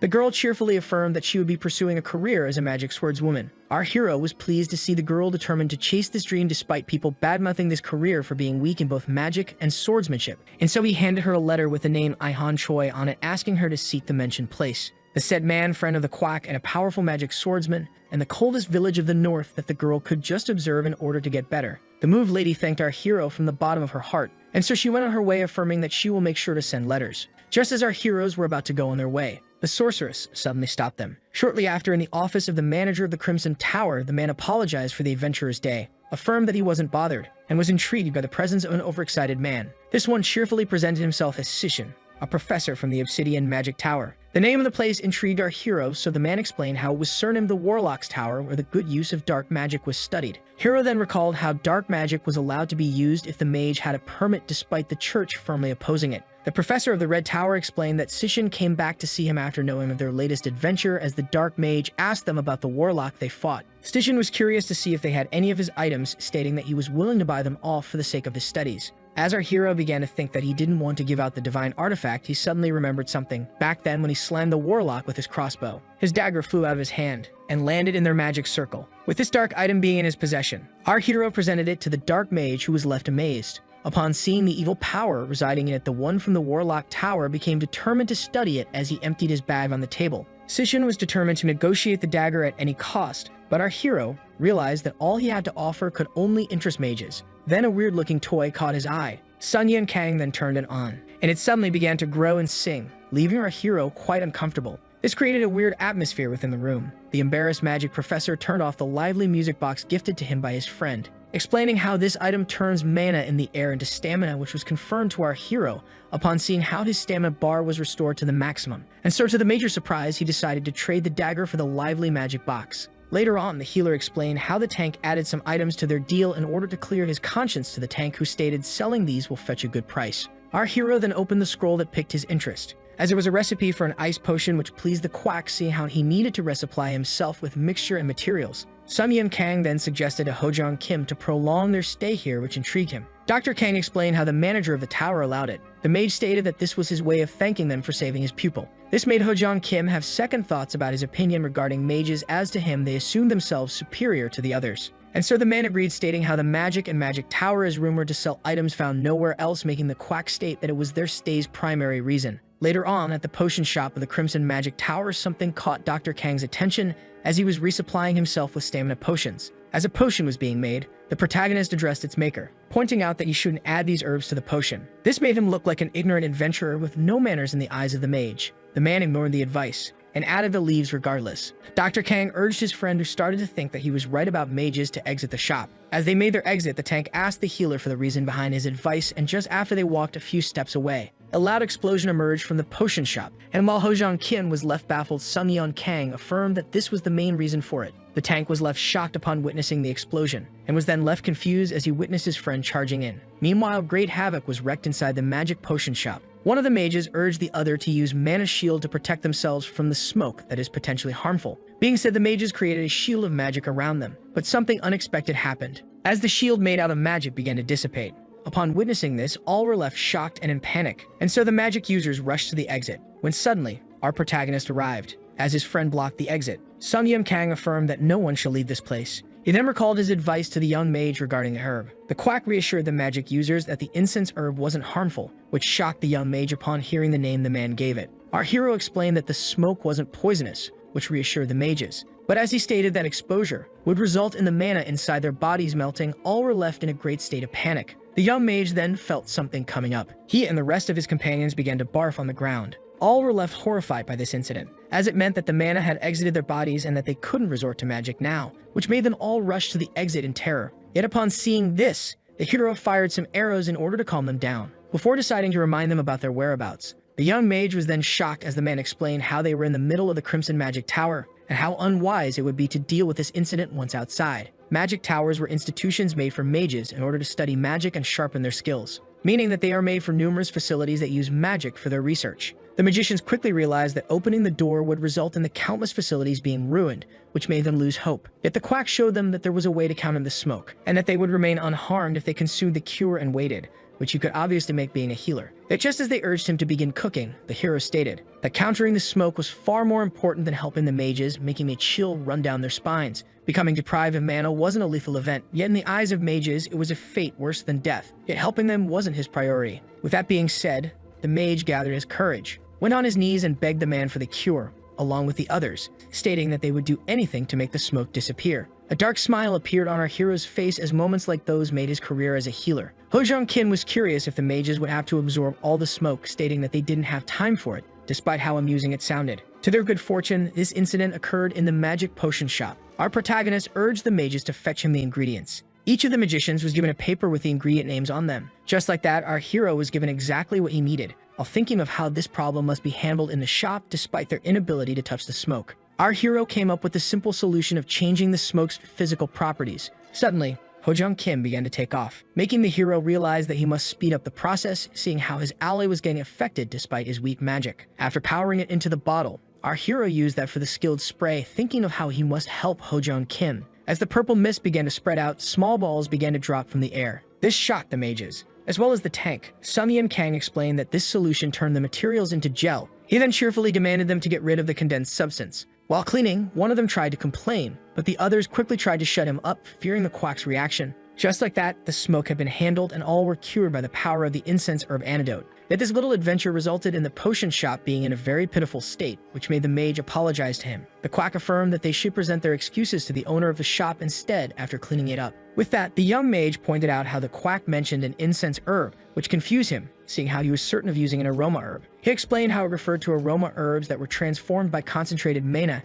and how it mutates from a catalyst to a mana-melting herb. Our hero was then left shocked as the intrigue claimed that the magic tower shouldn't have a reason to grow such hazardous plants. She then explained how all of their supplies come from the cultivation room and how this herb's appearance must lead to an anomaly in the environment. As the girl explained how this room was controlled by a mana power system, the quack wished to know more about it. Shortly after, he and the confused tank found themselves rushing through the hallways of the magic tower. The protagonist explained that they needed to find the manager, as this problem might be far more critical than what they had expected. The incident at the potion shop had reached the professor. The man then stated that despite his desire to be with them, he couldn't due to the melting. With that being said, the manager accorded our three heroes the permission to enter the infected room. Sungyeon and Kang felt relieved to have met Shirei from the cultivation room entrance, as the girl affirmed that she searched for them to give them a tour of the tower. The entrance of the chamber in question was now inside. Upon entering it, the adventurers were left shocked, as the herb cultivation room took a wild and sinister aspect. The doctor then summoned his crossbow, stating how dangerous the situation seemed. It was then pointed out that all condition control and magic circles had been broken. According to the sorceress, the mana was oddly and highly concentrated, making her theorize that the issue was from the main magic circle.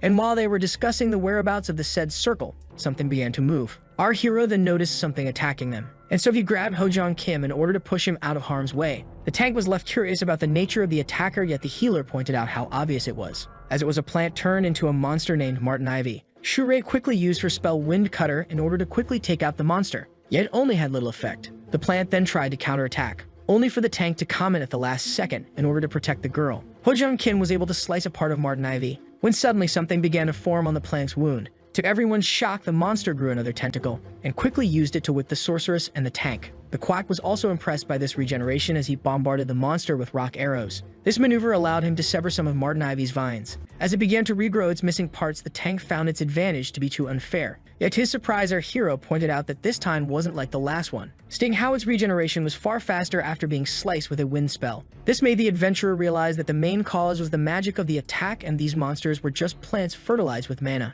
According to our hero, Martin Ivy had the power to absorb magic. A fire spell was then launched at the monster, only for it to attack unfazed. This left the sorcerers baffled, as even fire was pointless, while the tank pointed out how they wouldn't be able to win at this rate before proposing to retreat temporarily. But our hero affirmed that this plan was pointless, seeing how they possessed an item that could melt mana. Everyone was left baffled as the doctor created an incense herb gel arrow and quickly fired that into the mouth of the beast, after being forced to ingest the menaltic substance. Martin Ivy let out an impressive amount of mana smoke on the adventurers, rendering them magicless as well. Yet the quack affirmed that this wouldn't be a problem, as he made his crossbow vanish and made his dagger appear, stating that they had to kill it using the old methods. And so he firmly grabbed his blade, before swiftly inflicting a rain of cuts upon the plant monster. As the Martin Ivy let out an agonized scream, the hero pointed out how its regeneration speed was greatly reduced. He then urged the tank to take care of the plant's roots. Ho-jong Kim then stabbed the ground and used all of his strength, thinking of how only one of them could slay a monster without mana, before finally pulling out the plant from the ground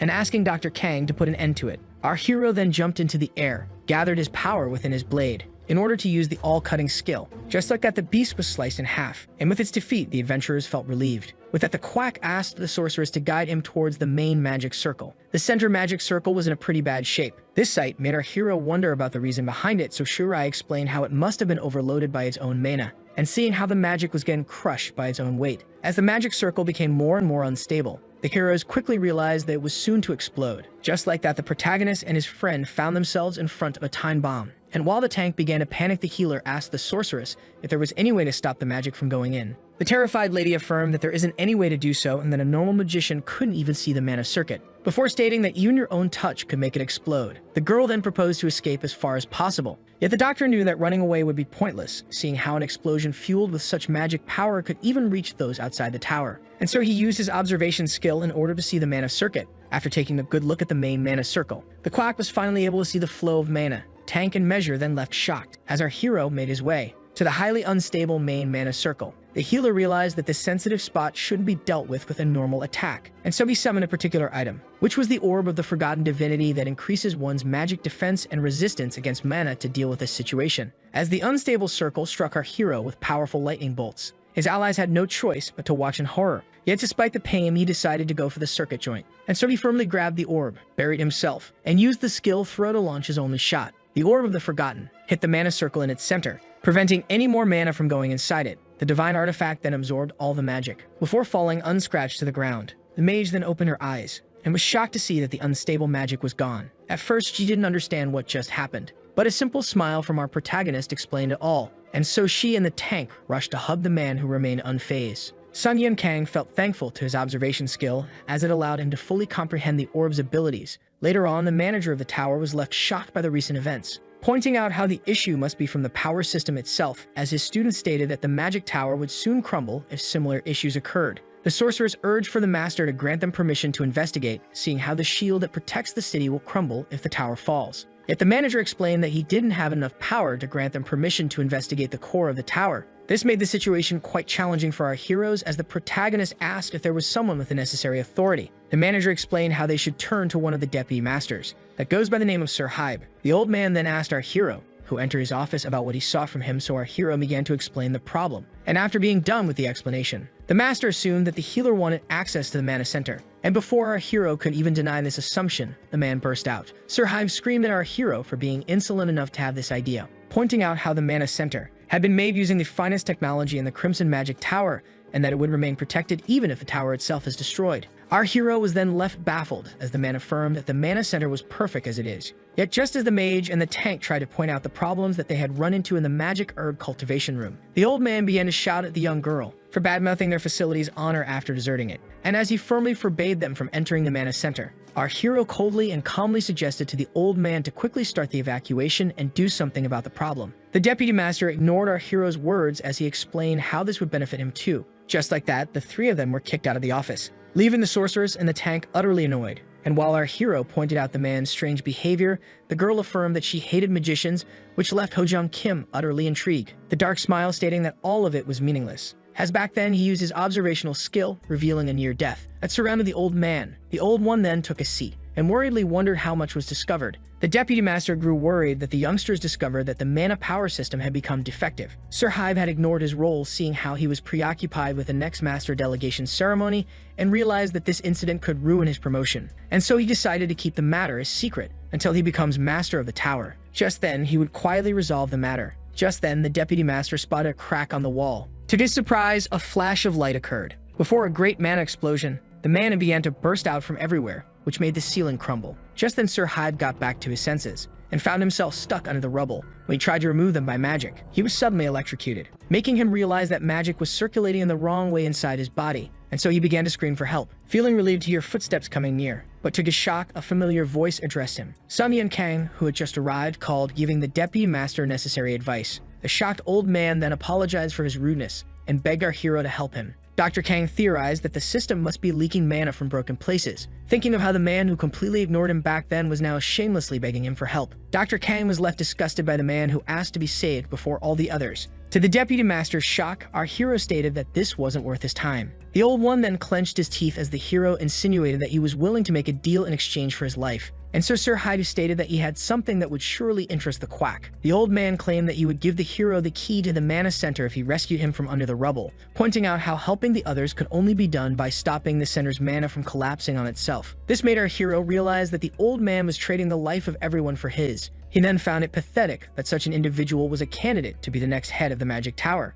and so he decided to enlighten him by pointing out how the explosions had lifted the seal on the mana center. The man quickly fell into despair after realizing that he had nothing left to trade. And just as he claimed that he had something that exceeds the key of the mana center, the quack affirmed that he would return to bargain later. Tears of disbelief rolled down the man's eyes upon seeing his only hope leaving to help the others. That being said, Sir Hyde was left abandoned to explode on his own. With that matter being settled, our hero decided to check the outside in order to have a better view of the situation, when suddenly cries attracted his attention. To his shock, 2 children were still in the collapsing tower. He then asked the little one about the problem, and despite her best efforts to explain, her unstoppable cries forced our hero to resort to his skills in order to comprehend the situation. The quack was shocked to see calming prayer turning into calming voice that allows the target's mind to be at ease, and theorized that the mutation was due to his lack of holy power. And so he used the said skill to calm the children down so they could finally explain to him the problem. A few seconds later, someone tried to carve his way through the rubble, blocking the entrance. Our hero finally managed to enter, thinking of how, according to the children, the floor exploded as they and their friend were studying,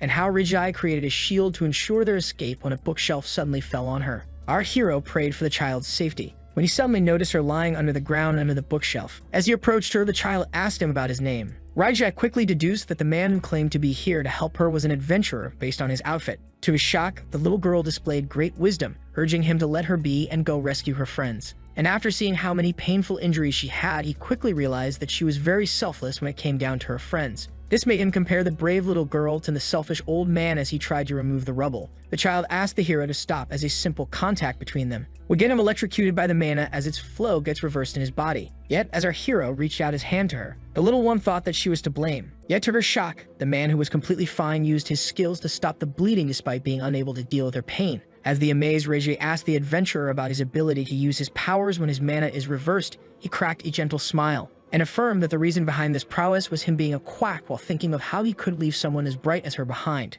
Our hero carried the little student on his back, rushing to get her out of harm's way. Reiji warned the man about the mana leaks that were getting fiercer, as our hero asked her to stay down for her safety. Sun Yun Kang and the injured one were now on the 12th floor, yet this plan needed him to be on the 9th floor to execute. But just then, he stopped mid-course. As to his surprise, the stairs had already crumbled, and just as he assumed that they were trapped here, he noticed a giant breach in the wall and asked the girl if she had acrophobia. The little lady asked the hero if such means were truly necessary, yet he just asked her to close her eyes and have faith in him, as he affirms to the shivering one that he would surely guarantee her safety. Just like that, Sun Yun Kang jumped from the 12th floor, right before the mana circuit overload caused a terrible explosion that they escaped at the last second. Just like that, the quack and the student found themselves in a free fall. Fond of serving the girl, the man noticed that she was no ordinary child, seeing how she was still conscious and didn't get overwhelmed by her emotions. According to our hero, losing such a young soul would be a great loss for the continent, and so he summoned his crossbow and used his power to create a messy hook bandage arrow that he fired on the spot in order to hit a wall. With that, the quack prevented the student and himself from falling to their deaths. The protagonist began to pray for the bandage to hold strong, and despite getting ripped at first, the cloth proved itself to be sturdy enough to endure both their weights. With that, our hero created his arrow from a damaged metal stick and a rope of bandages, which was a creation he never thought he'd have to make. Shortly after, the mages on the ground began to talk about what would happen next. The teacher then thanked the quack for saving her student or explained that she needed a healer since he only patched up her leg. Reiji asked the young man if he was heading for the mana center, which she confirmed seeing how people there needed his help. And so she handed him a paper from her homework despite being unsure if it would be of any utility. But just as he opened it, they were interrupted by the girl's friend Terrace and Lucy. The children quickly went to check on their classmate, who claimed to have been saved by the quack. Lucy and Terrace then began to cry their hearts out for putting their friend in such a situation. Just then, tears drew down the mature one's eyes upon seeing her friend's cries. Our hero was pleased to see that despite the girl's selfless behavior, she was still a child. With that being said, the healer made his way to the mana center. Shortly after, all who were inside, including the tank and the sorceress, found themselves unconscious on the ground. Seeing this left our hero confused, assuming that this was the doing of the power mana system. Quickly, he used his observation skill only to find that the mana circuit had blanched with the mages as well as Hojeon Kim and Shuri. Suddenly, the manager of the Crimson Tower urged him not to get any closer, explaining how the system had siphoned everyone's mana in an instant, before stating that they should flee as the situation had gotten out of control. When suddenly, the system itself began to head towards the quack healer, yet he was left unfazed, as a pawn trying to suck up his mana. The bonds were broken as he affirmed that this trick was useless against him, and so he loaded up a rock arrow in his crossbow and quickly fired it towards the core crystal, only for it to block it using the skill Mana Protector. And while the manager was left stunned by this choice of skill, our hero had already predicted this outcome. Now the mana power system had become a living being. With that being said, he used his incense herb gel arrows on the newborn monster. This allowed him to melt the shield around the core crystal, and just as he was getting pleased by his action, he was left utterly shocked upon seeing the melted mana bubble on the mana circuit. Our hero quickly realized that the monster was reabsorbing the mana he had just lost. After seeing the crystal charge up a terrifying and powerful attack, the protagonist quickly realized that he had lost. And just like that, Sun Yun Kang was hit with the powerful skill Mana Bullet. The manager watched in horror as he witnessed the hero getting hit by what seemed like a life-ending attack, before asking him if he was harmed. Our hero, who was still breathing, said that he had fared that as the divine orb appeared in his hand. The young man was well aware that the divine artifact was the sole reason behind their survival, and that they were bound to lose if the monster kept absorbing mana. The monster then acquired a mana shield around its crystal, making the professor point out how the incense herb was now pointless seeing the power system was using already melted mana as body parts. Yet the doctor affirmed that he had already predicted this outcome, and as the monster launched a rain of bullets upon him, he dashed towards it, while dodging every shot, before firing one of his own, in the direction of the mana bullets. And so the projectiles of both hero and monster clashed together, resulting in a great explosion. The molten mana then fell on the ground, which left the professor alarmed seeing how the power system was using its extensions to absorb it back and how this will make it even more powerful. With that, he asked the quack about his plan. Seeing how the beast was using the melted mana to its advantage, our hero tossed his crossbow away,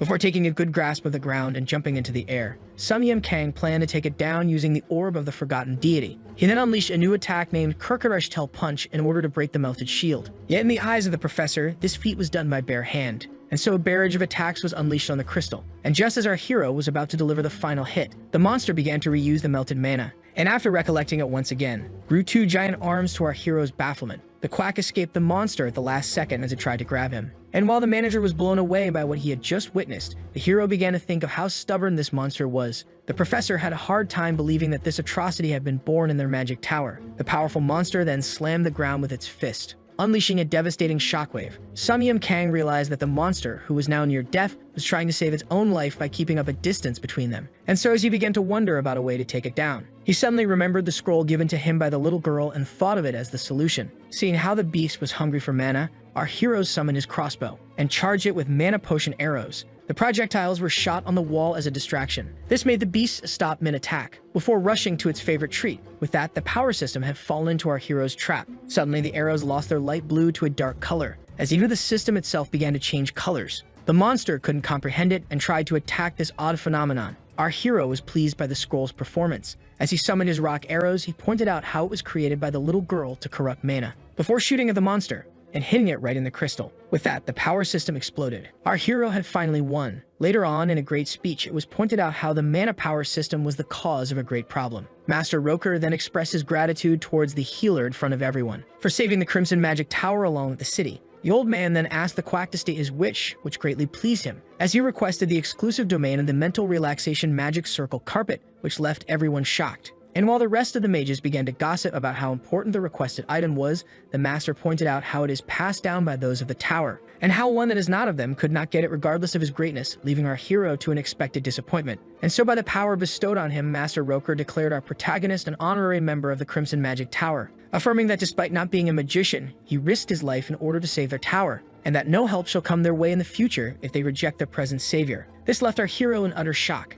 As once considered a fake healer with no healing skills, he now bore the title of a magicless fraud mage. The crowd then cheered as our hero accepted this honor, thinking of how he didn't mind it as long as it helped him attend to the others. Later on, Ho-jong Kim lay down, pointing out how exhausted he was, and how Sun Yim Kang must be pleased to have become an honorary member who has his own room, so the quack stated that he didn't wish for it to be empty. Yap pointed out how he didn't mind it since it will become their storage room before proposing to Ho-jong Kim to fix their inventories before going on their way. As he opened his status window, our hero decided to settle some matters, as he earned a total of 6841 points for helping those injured during the recent incident, along with one achievement reward. Before taking a look at his main quest, and recalling the rogue who affirmed that he would one day get hungry for power, making Sun Yim Kang think of how bad it is to interfere with godly matters. With that, the quack decided to take care of this matter another time, as he judged it wise not to cut big deals with the manager until more is revealed about it. The young man was then left stunned to unlock the achievement item slot for owning 3 items that weren't common. It then turned out that the item slot was a function in the status window that allowed him to use the effect of 3 items that were not equipped on him.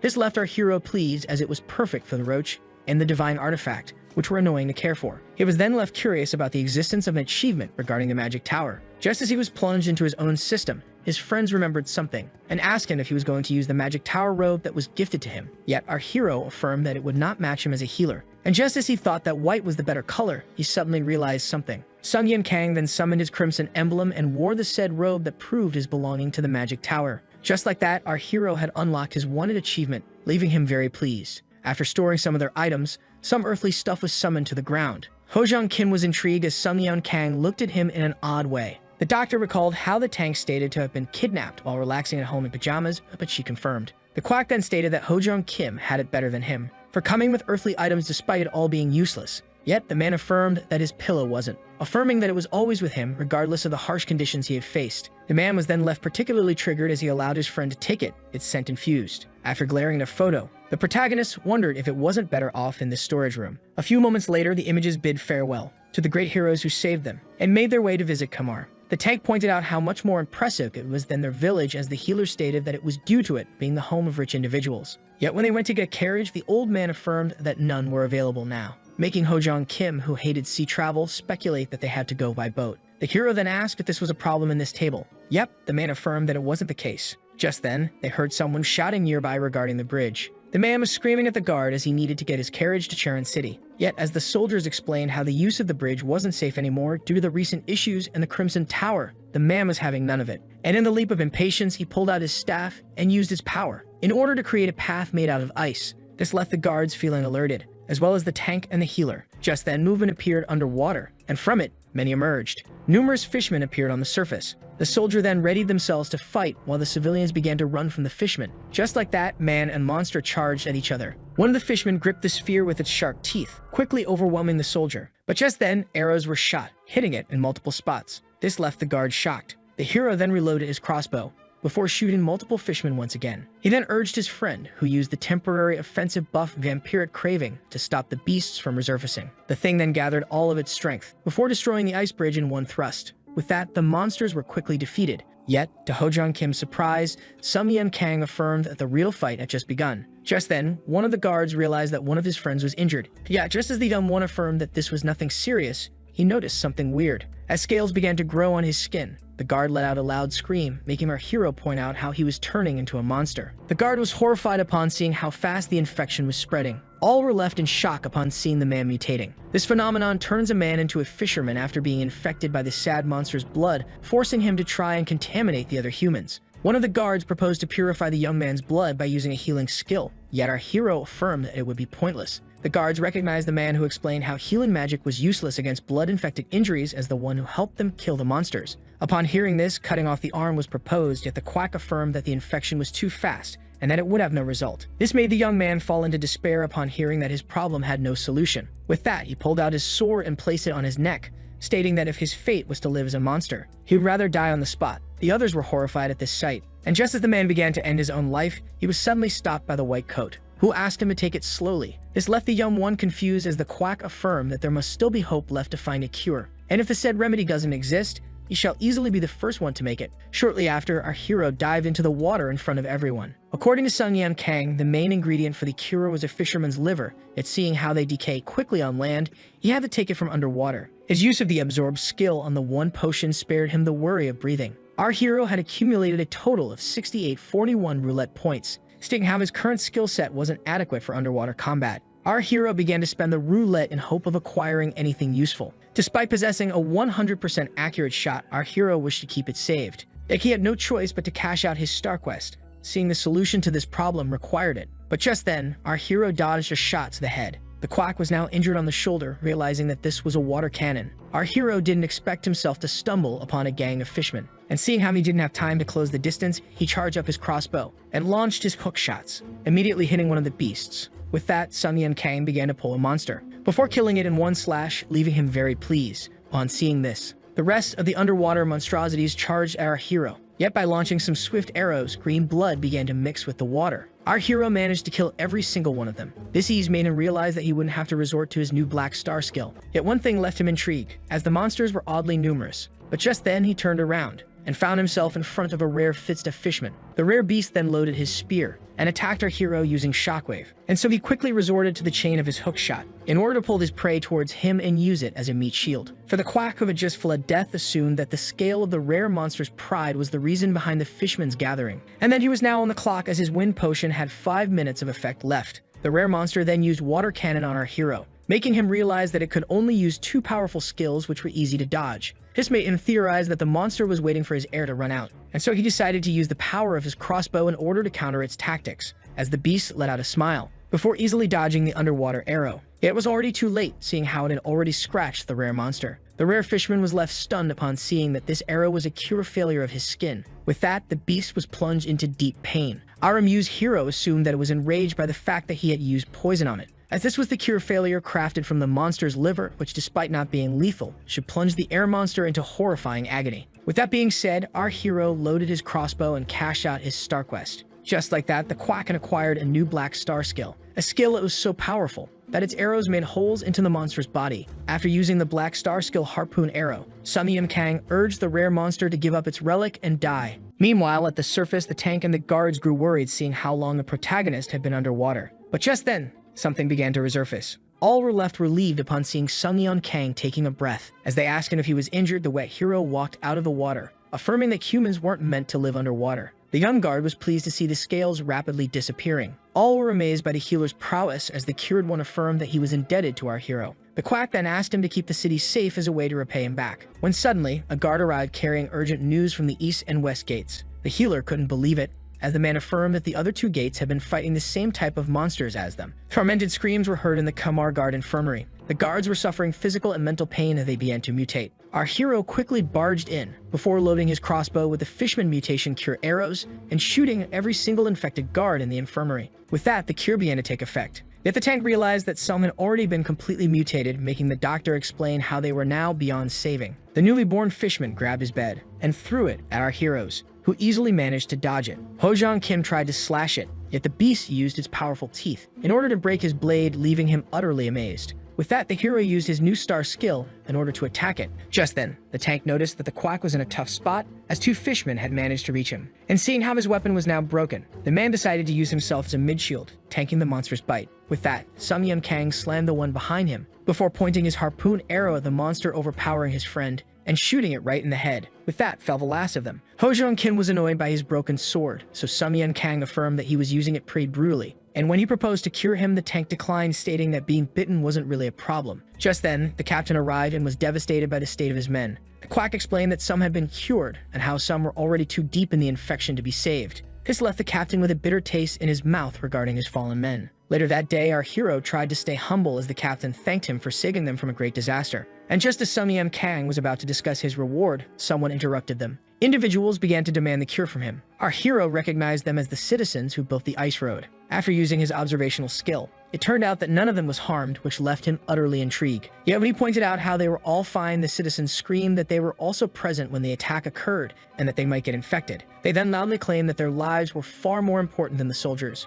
But seeing how their ice road was the cause of the assault on the southern gate, the hero let out an evil smile upon seeing how much they were deprived of shame. And so he accepted to grant them the cure for mutation, which left them pleased. The quack explained that he had enough potions for everyone upon seeing them arguing on who should get it first. Yet to their shock, the hero decided to be as honorless as them by charging 400,000 gold for a single spoon. Upon seeing how baffled they were, he decided to increase the price by another 100,000 gold. Before increasing it once again to everyone's shock, Sung Yun Kang shamelessly charged them 700,000 for a single spoon. Upon seeing this, the crowd grew frustrated and burst out at the doctor, accusing him of taking advantage of their city's misery, and so he tried to calm them down. All rich beggars then had the same idea, as our hero explained that everyone who shows our symptom will get a free ration. With that being said, all shamelessly began to claim that they were infected. Sung Yun Kang then claimed to not be able to distinguish the right symptoms from the fake ones, and so he reached into his pocket and pulled out a bottle, explaining that the cure would be given to anyone who drinks this fishman blood. The captain watched in awe as the man explained how he would surely give them the cure,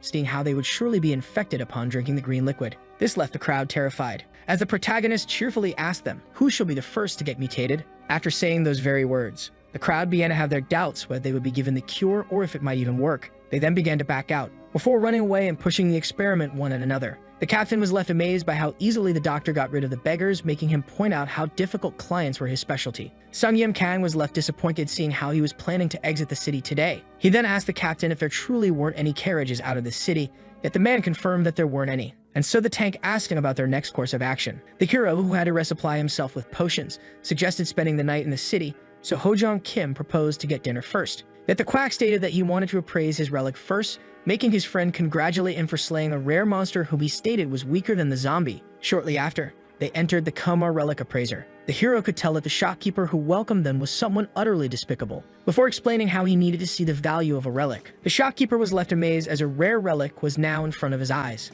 As he pretended to do the evaluation, the hero could easily tell that this was nothing but a scheme. A lady then entered the room as he explained that this relic had nothing special. And just as the quack was about to physically discipline the shopkeeper, the lady rushed to him and punched him for trying to trick yet another client, as she held the shopkeeper in a chokehold. The lady apologized for the scammer's behavior and proposed to take a look at the said relic. The rare item then turned out to be a Fitzdamarine Urkov that increases one's stats while underwater, while allowing him to see through the seas. The shopkeeper then congratulated the adventurers on obtaining such an item, explaining how wearing them increased their abilities. Ho-jong Kim then asked Sung Yun Kang about the meaning of Urkov, so he explained to him how they were basically earrings that did need piercing to be worn. The hero then decided to take the earrings for himself rather than selling them, thinking of how they could come in handy in case of an underwater fight, while the shopkeeper began accepting her loss. He then gave the tank one of the Urkovs, before explaining to his intrigued friend how one per person was sufficient and how he would resort to it while fighting underwater. And while the touched Ho-jong Kim assumed that his friend cared about him,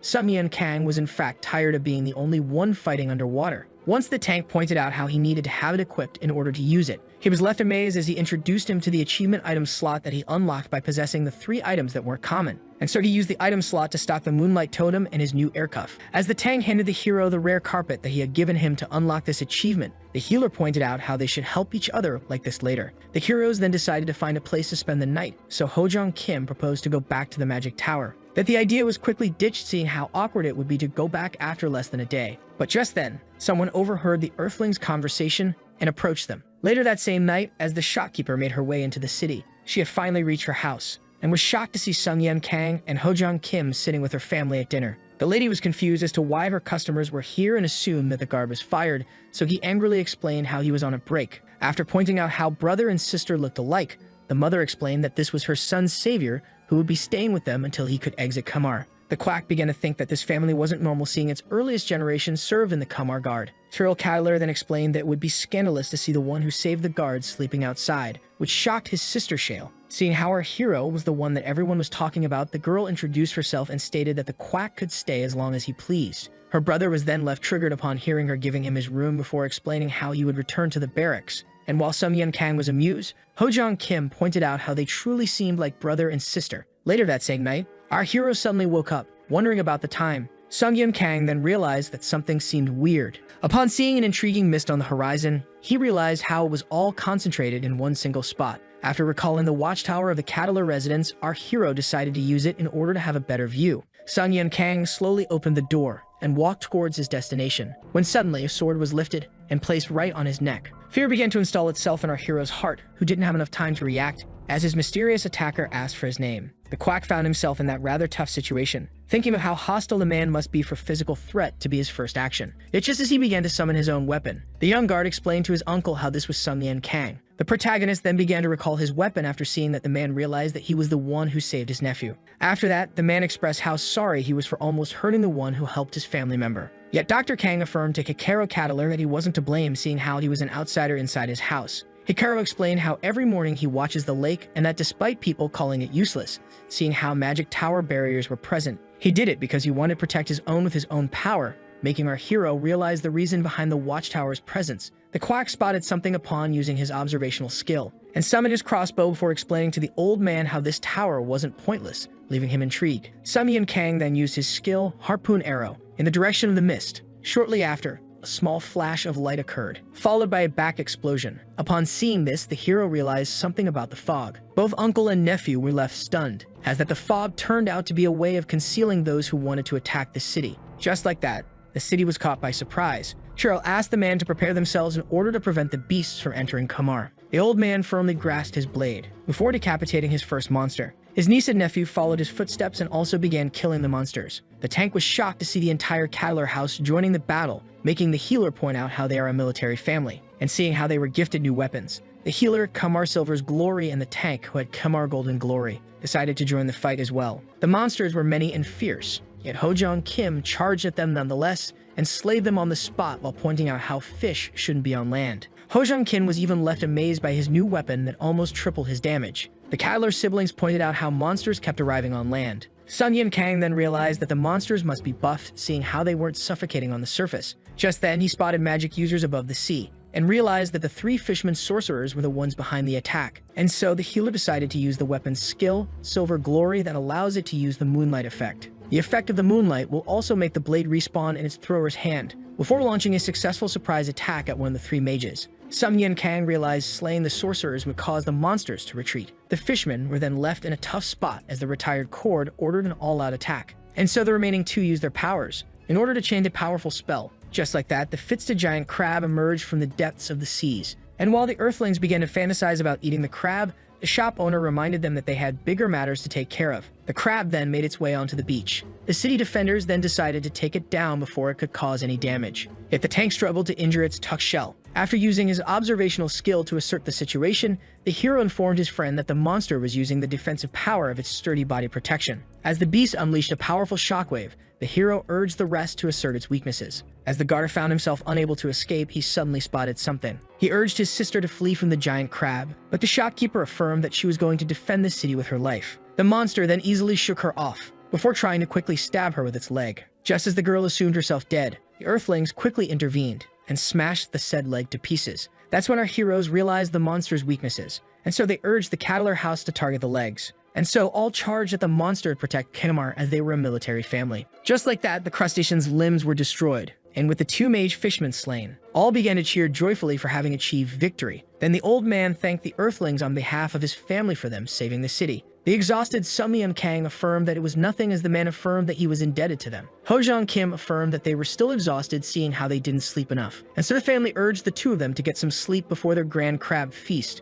which the Earthlings looked forward to. Sometime later, our hero finally woke up. He then asked the guard about the duration of his slumber, so Cyril explained how they had slept through the entirety of yesterday. This made the hero, who had slept 25 hours in a row, ask about the promised crab feast. Seeing how the crab was saved for his awakening, cups were banged later that day. Everyone was having a good time as the shopkeeper asked the Earthlings to enjoy themselves as much as possible, seeing how they were the stars of the event, and affirmed that the shovel in the tank's hand were exceptional as he gave it all the credit for their win. The lady explained that the Kamar Glory weapons were only granted to the best soldiers once a year, and as she explained how they could keep it, seeing how they already had many back home, the quack seemed to have noticed something, as a fragment of the dead crab began to shine. And so being intrigued, he went to check upon this odd glow. Sungyeon Kang was intrigued to see that it was the accessory item known as Fragment of the Peerless Crimson Carapace, and when he snatched it off, he was shocked to see the system recognize it as a precious artifact that could be gotten by taking the artifact of an A-rank monster or higher after slaying it. The quack was particularly surprised to see that he obtained an achievement and a skill that increases his chances of finding monster treasures, and so he decided to hold on to the fragment, seeing how no one would mind it. The retired guard then approached our hero, along with the captain of the guards of the South Gate, and when asked about the reason behind his presence, the man explained that he was sent by his superior to formally invite our heroes to visit the Lord of Kamar, who wished to thank them. Later that day, the tank and the healer arrived at the castle of Kamar and were welcomed by its owner. And while the old guard pointed out how much of a privilege it was to be invited, the tank asked the healer about the type of person the ruler of Kamar was. According to Sungyeon Kang, this man was a hardworking and humble mage of the Crimson Tower who should be the strongest. Yet the word should left Hojong Kim a little intrigued, but just as Dr. Kang was about to explain, the Lord of Kamar took a deep breath before crying his heart out about the monster who attacked his Kamar. The guard desperately tried to calm Gavin de Altegarts, the ruler of Kamar. Hojong Kim watched in awe as the hero explained how this man was a crying coward. A little later, Gavin de Altegarts explained how he always knew how wrong it was to rely on the barrier of the Crimson Tower, and how everyone complained about the budget when he suggested having men ready in such cases, making the hero claim that the guards were too few for Kamar. And so the ruler of the city turned to Sir Cattler and revealed that he wanted to create the first order of Knights of Kamar, leaving him surprised. The old guard was overjoyed to hear that his family was tasked to turn the guards into powerful knights. Hojong Kim congratulated the one crying with joy for the Cattler house promotion, making him explain how this was a generational dream come true for them. Upon seeing how Sir Cattler received such a prestigious promotion as a reward, Sungyeon Kang claimed that he and Hojong Kim should also receive something as valuable for their efforts in assisting the purge of the monster. This made Gavin de Altegarts laugh, seeing how the hero tried to downplay the fact that the adventurers were the true saviors of Kamar. And so the man offered them a mountain of treasure, as well as a position working for his family. Yet to his utter shock, the quack refused the reward. Despite acknowledging the man's generosity and goodwill, the healer aimed to claim something very precious out of his reach. Dr. Kang explained to the crying man that he and his friend are from the Hind village, and that despite its size, it had great influence, seeing how it was an attaching point for travelers and adventurers who are interested in its nearby monsters. For these reasons, the Adventurers Guild built itself there a long time ago,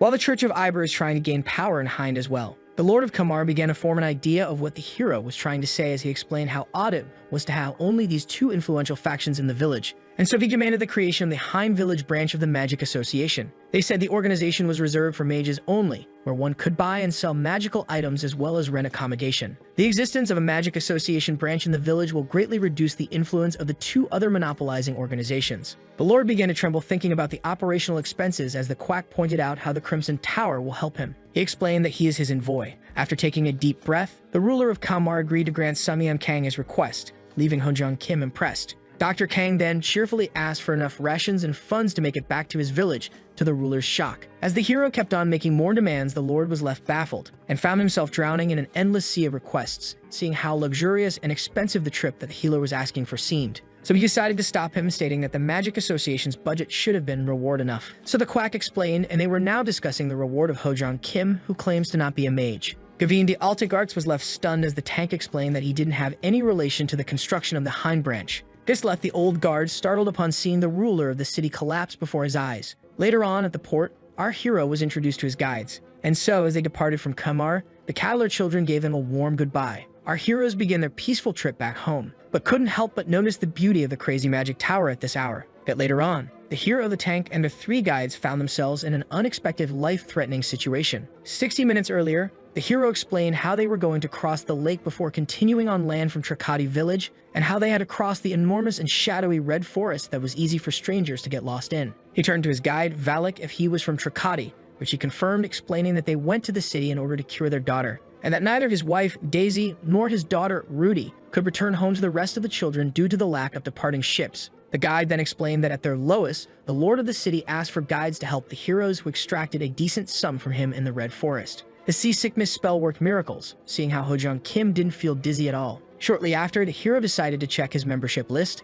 a list that increases the stats based on the designated affiliation. The hero gained another membership aside from the Crimson Magic Tower, as he and his friend were now considered as part of the original members of the Cattler Knightage. Despite not belonging to the military house in question, they ended up becoming knights after their deadly adventures with them. He didn't care about the title, since rule number 6 in his book was use everything at your disposal. On a related matter, the quack received a new star mission that required gaining 10,000 points. Seeing how absurd it seemed, our hero began to wonder if he should just abandon it. Just then, the red forest appeared behind the horizon. This creeped Hojong Kim out upon seeing its unusual color. The tank then expressed how relieved he was to not have encountered any monsters on this trip. Yet Sun Yim Kang affirmed that they should have restrained themselves from uttering those words, seeing how it attracted bad luck. Suddenly, fish monsters emerged from the sea and began to attack Valak and his family. Upon seeing this, the hero quickly dashed forward and sliced the incoming monsters. The healer asked the guide to resume his way regardless of the monsters. Just then, the wife alerted the doctor of a new monster arriving. Upon seeing it rise above the water, the hero quickly summoned his crossbow, as it was an unexpected camafin fish.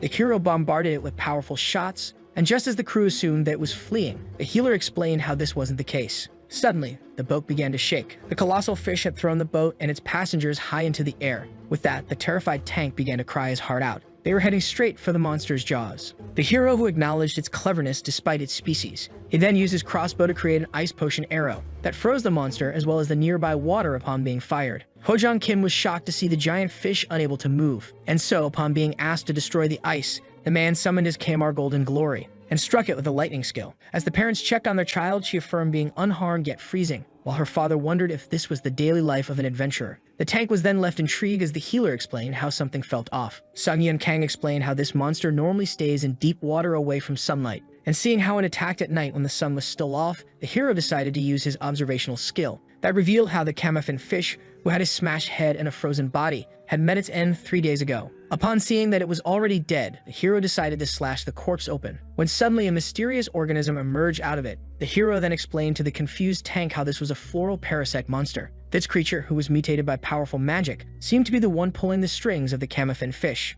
But our hero was left utterly intrigued as his observational skill pointed out how this extension would die out once the main body is slain. Suddenly, the ocean itself began to shake under their feet when something enormous began to surface. The presence of the boss monster made our hero realize why no achievement was earned. He tried to turn to Hojong Kim for assistance. Yet as it turns out, the man was rendered completely useless due to his seasickness. The monster then targeted its powerful tentacles on the family of 3 and quickly captured each one of them. Upon seeing this, the hero pulled out his crossbow in order to save the man, by using harpoon arrow to slice off the tentacles holding him and his wife. This left the hero annoyed as the little girl was still in the grasp of the ferocious boss monster, and so as it tried to pull the child into the sea. Hojong Kim was watching the whole scene. With the reminder of his young daughter, the child in danger left and horrified. So he charged at the monster and tried to free the little ill child from the giant tentacles. Just like that, the both of them had been taken underwater. The healer was left baffled, while the parents were left horrified at the sight of their little girl getting kidnapped by a horrifying beast. After seeing this, the mother wanted to rush in order to save her child, yet her husband held her down.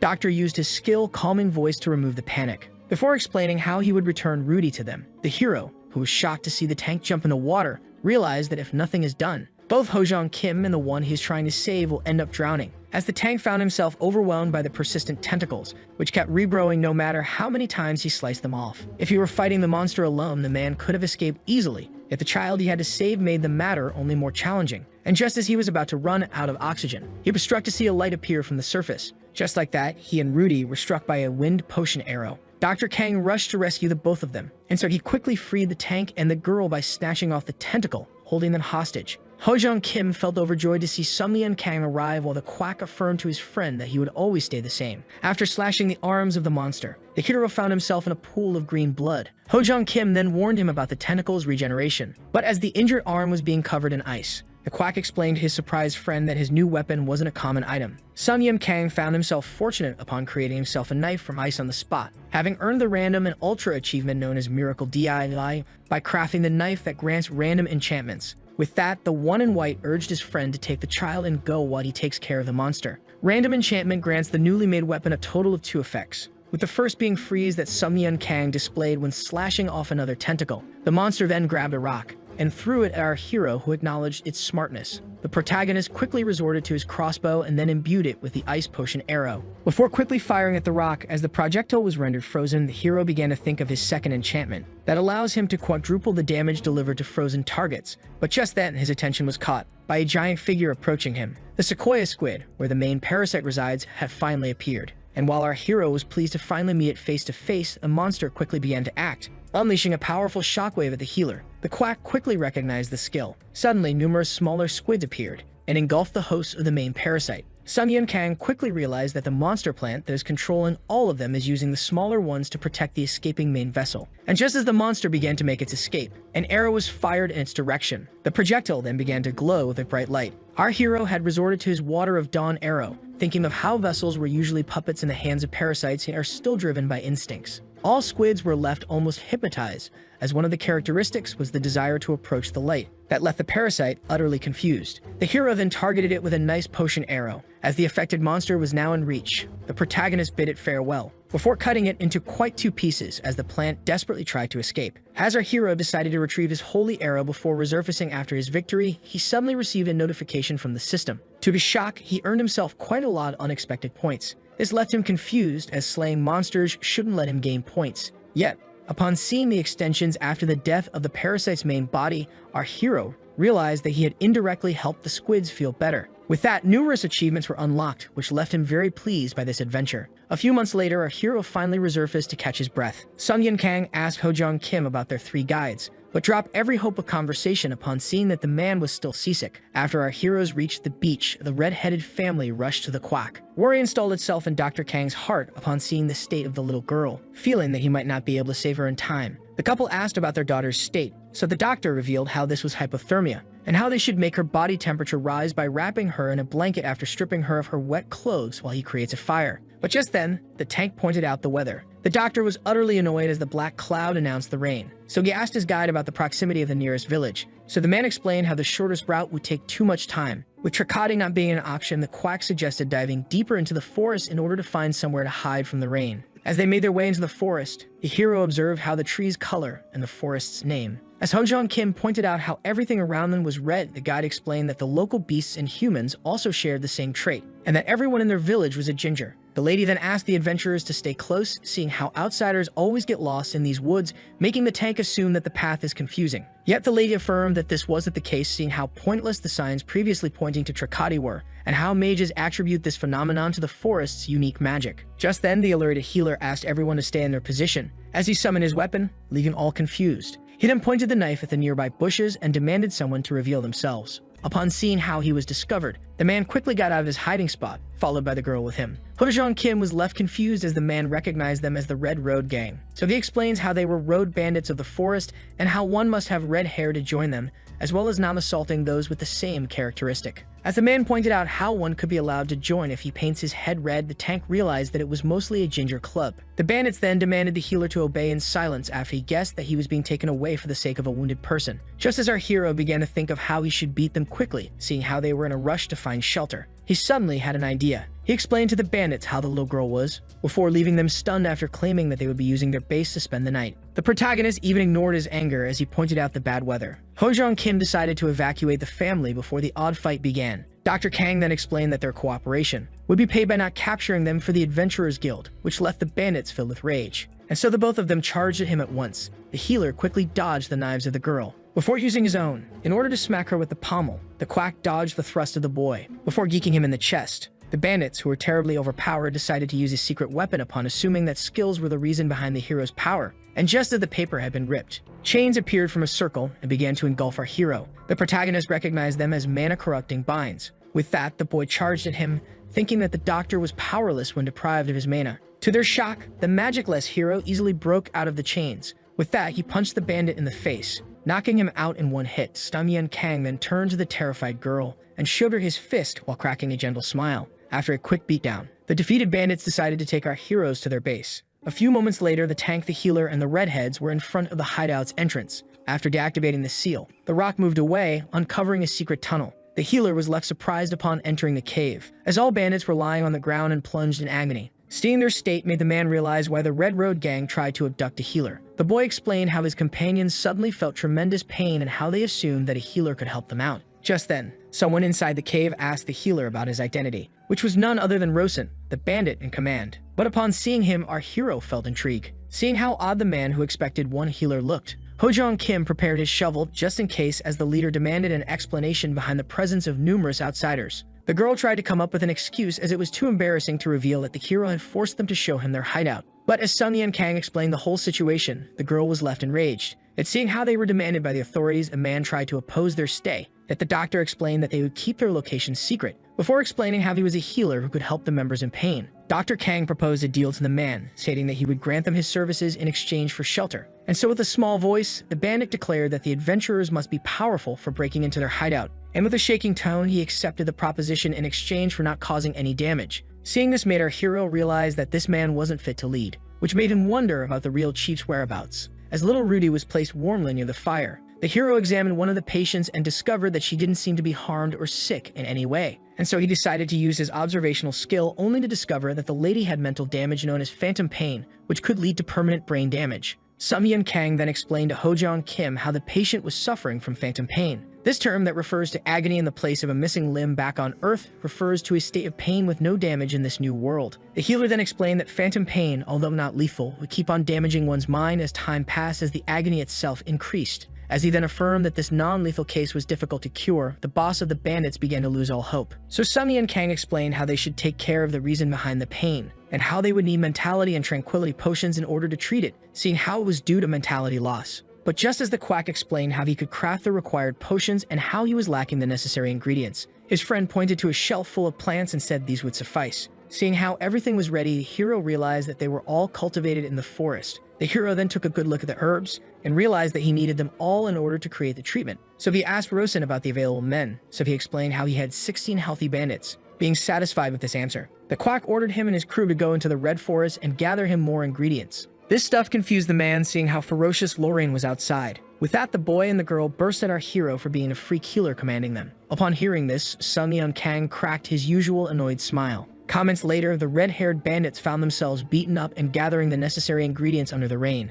When asked about his vast knowledge, the doctor explained that he was experienced in his domain and that he gathers data from the track records of his patients, earning him the praise of his friend. The doctor then demanded from the tank the bottle that he was holding. But as it suddenly slipped and rolled away from our heroes, the healer accused the tank of having shaky hands like old men, leaving him very annoyed. But as he was about to grab the bottle, Ho-jong Kim seemed to have found something intriguing, and so he quickly took it to the protagonist. As the hero explained how this was a scarab, the tank remembered their last crusade inside the ruined dungeon, which was filled with these unpleasant insects. Seeing how numerous the insects were, Ho-jong Kim assumed that they were being collected. Yet his friend pointed out that they were too evolved for this. And so he used his observational skill, reviewing that it was a hibernating tabular scarab that would wake up in the right case. As Sun Kang explained how this was a living being, the startled tank threw it away. The doctor was left intrigued, seeing how no scarabs seemed to be living nearby and how their placement on the floor implied that they weren't being collected. Ho-jong Kim was left terrified as his friend suddenly asked him to start digging. Shortly after, the man was left disgusted as more bugs were uncovered,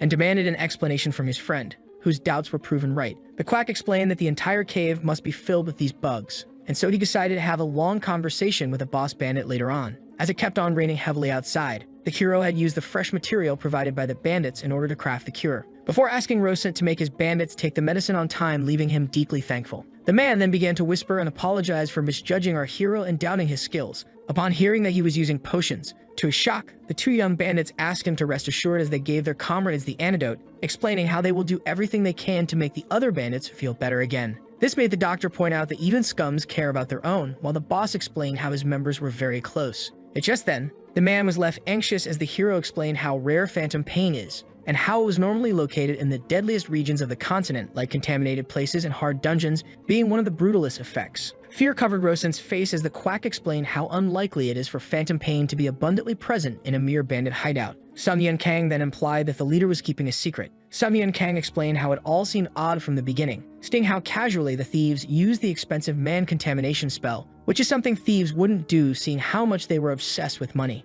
Yet as Rosent tried to defend himself, the hero pointed at the dirt in the cave, explaining how everything in this forest was red, soft, and moist, except the cave, which was made of dry and hard sandstone, as if it didn't belong here. With that being said, he asked the thief for his true identity. The man decided to reveal everything. It asked our heroes to rescue him after he is done explaining. And while the tank was left intrigued, the healer explained that he will take this decision at the end of the explanation. The man explained how 3 months ago the cave appeared, and what was an empty space, and how it was filled with countless treasures and exotic alien beasts. Upon hearing this, they were left shocked as the man decided to confirm his doubts, revealing that this cave was somehow a dungeon. Rosent then explained how this type of place was called a transfer dungeon, which seemed familiar to the ears of the doctor. Just then, he recalled everything, and how there were special cases aside from the regular dungeons that exist in dimensions of their own, which would only be accessed by portals. How the dungeon itself would be transferred from its home world to this continent. This left the doctor stunned as many lifetimes had passed since something like this occurred. This made him also realize that the man's contamination spell was found in this dungeon, which the boss confirms, explaining how happy they were to find such items. Yet one day, everything changed for the worst as their youngest thief obtained a similar scroll. The little lady found herself fighting a mage of the city, and despite their usual shamelessness, in front of a stronger opponent, that day they had a chance. And so the girl used the mana contamination scroll, leaving the mages terrified. With that, the thieves of Trikati easily gained the edge on the powerful wizards of Komar. This made the earthly greed in the eyes of the thieves as they had won this fight, as the mages were rendered magicless. Rosent explained how this was a joyful day, seeing how they had finally defeated the mages they hated so much that the issue was their greed for better items. The mage then called how the girl made a discovery in the gods of the cave and explained how awakening it wouldn't just forever silence the mages, but would also allow them to control the entire city, leaving both heroes entirely shocked. Rosent, who began to panic, explained how his men were about to attack Kamar after this incident, unlike their usual selves. And so the chief of the bandits urged the adventurers to stop his friends. He then turned to the healer, asking for his decision. So Kang revealed that despite his dislike of mages, it would be a shame to let the city that he had saved recently fall so easily, as he remembered the friends he had made there. With that being said, the protagonist asked for the location of the one that was truly in charge. Shortly after, the tank was searching for the secret room. He called how they were tasked with taking out the chief and his executives.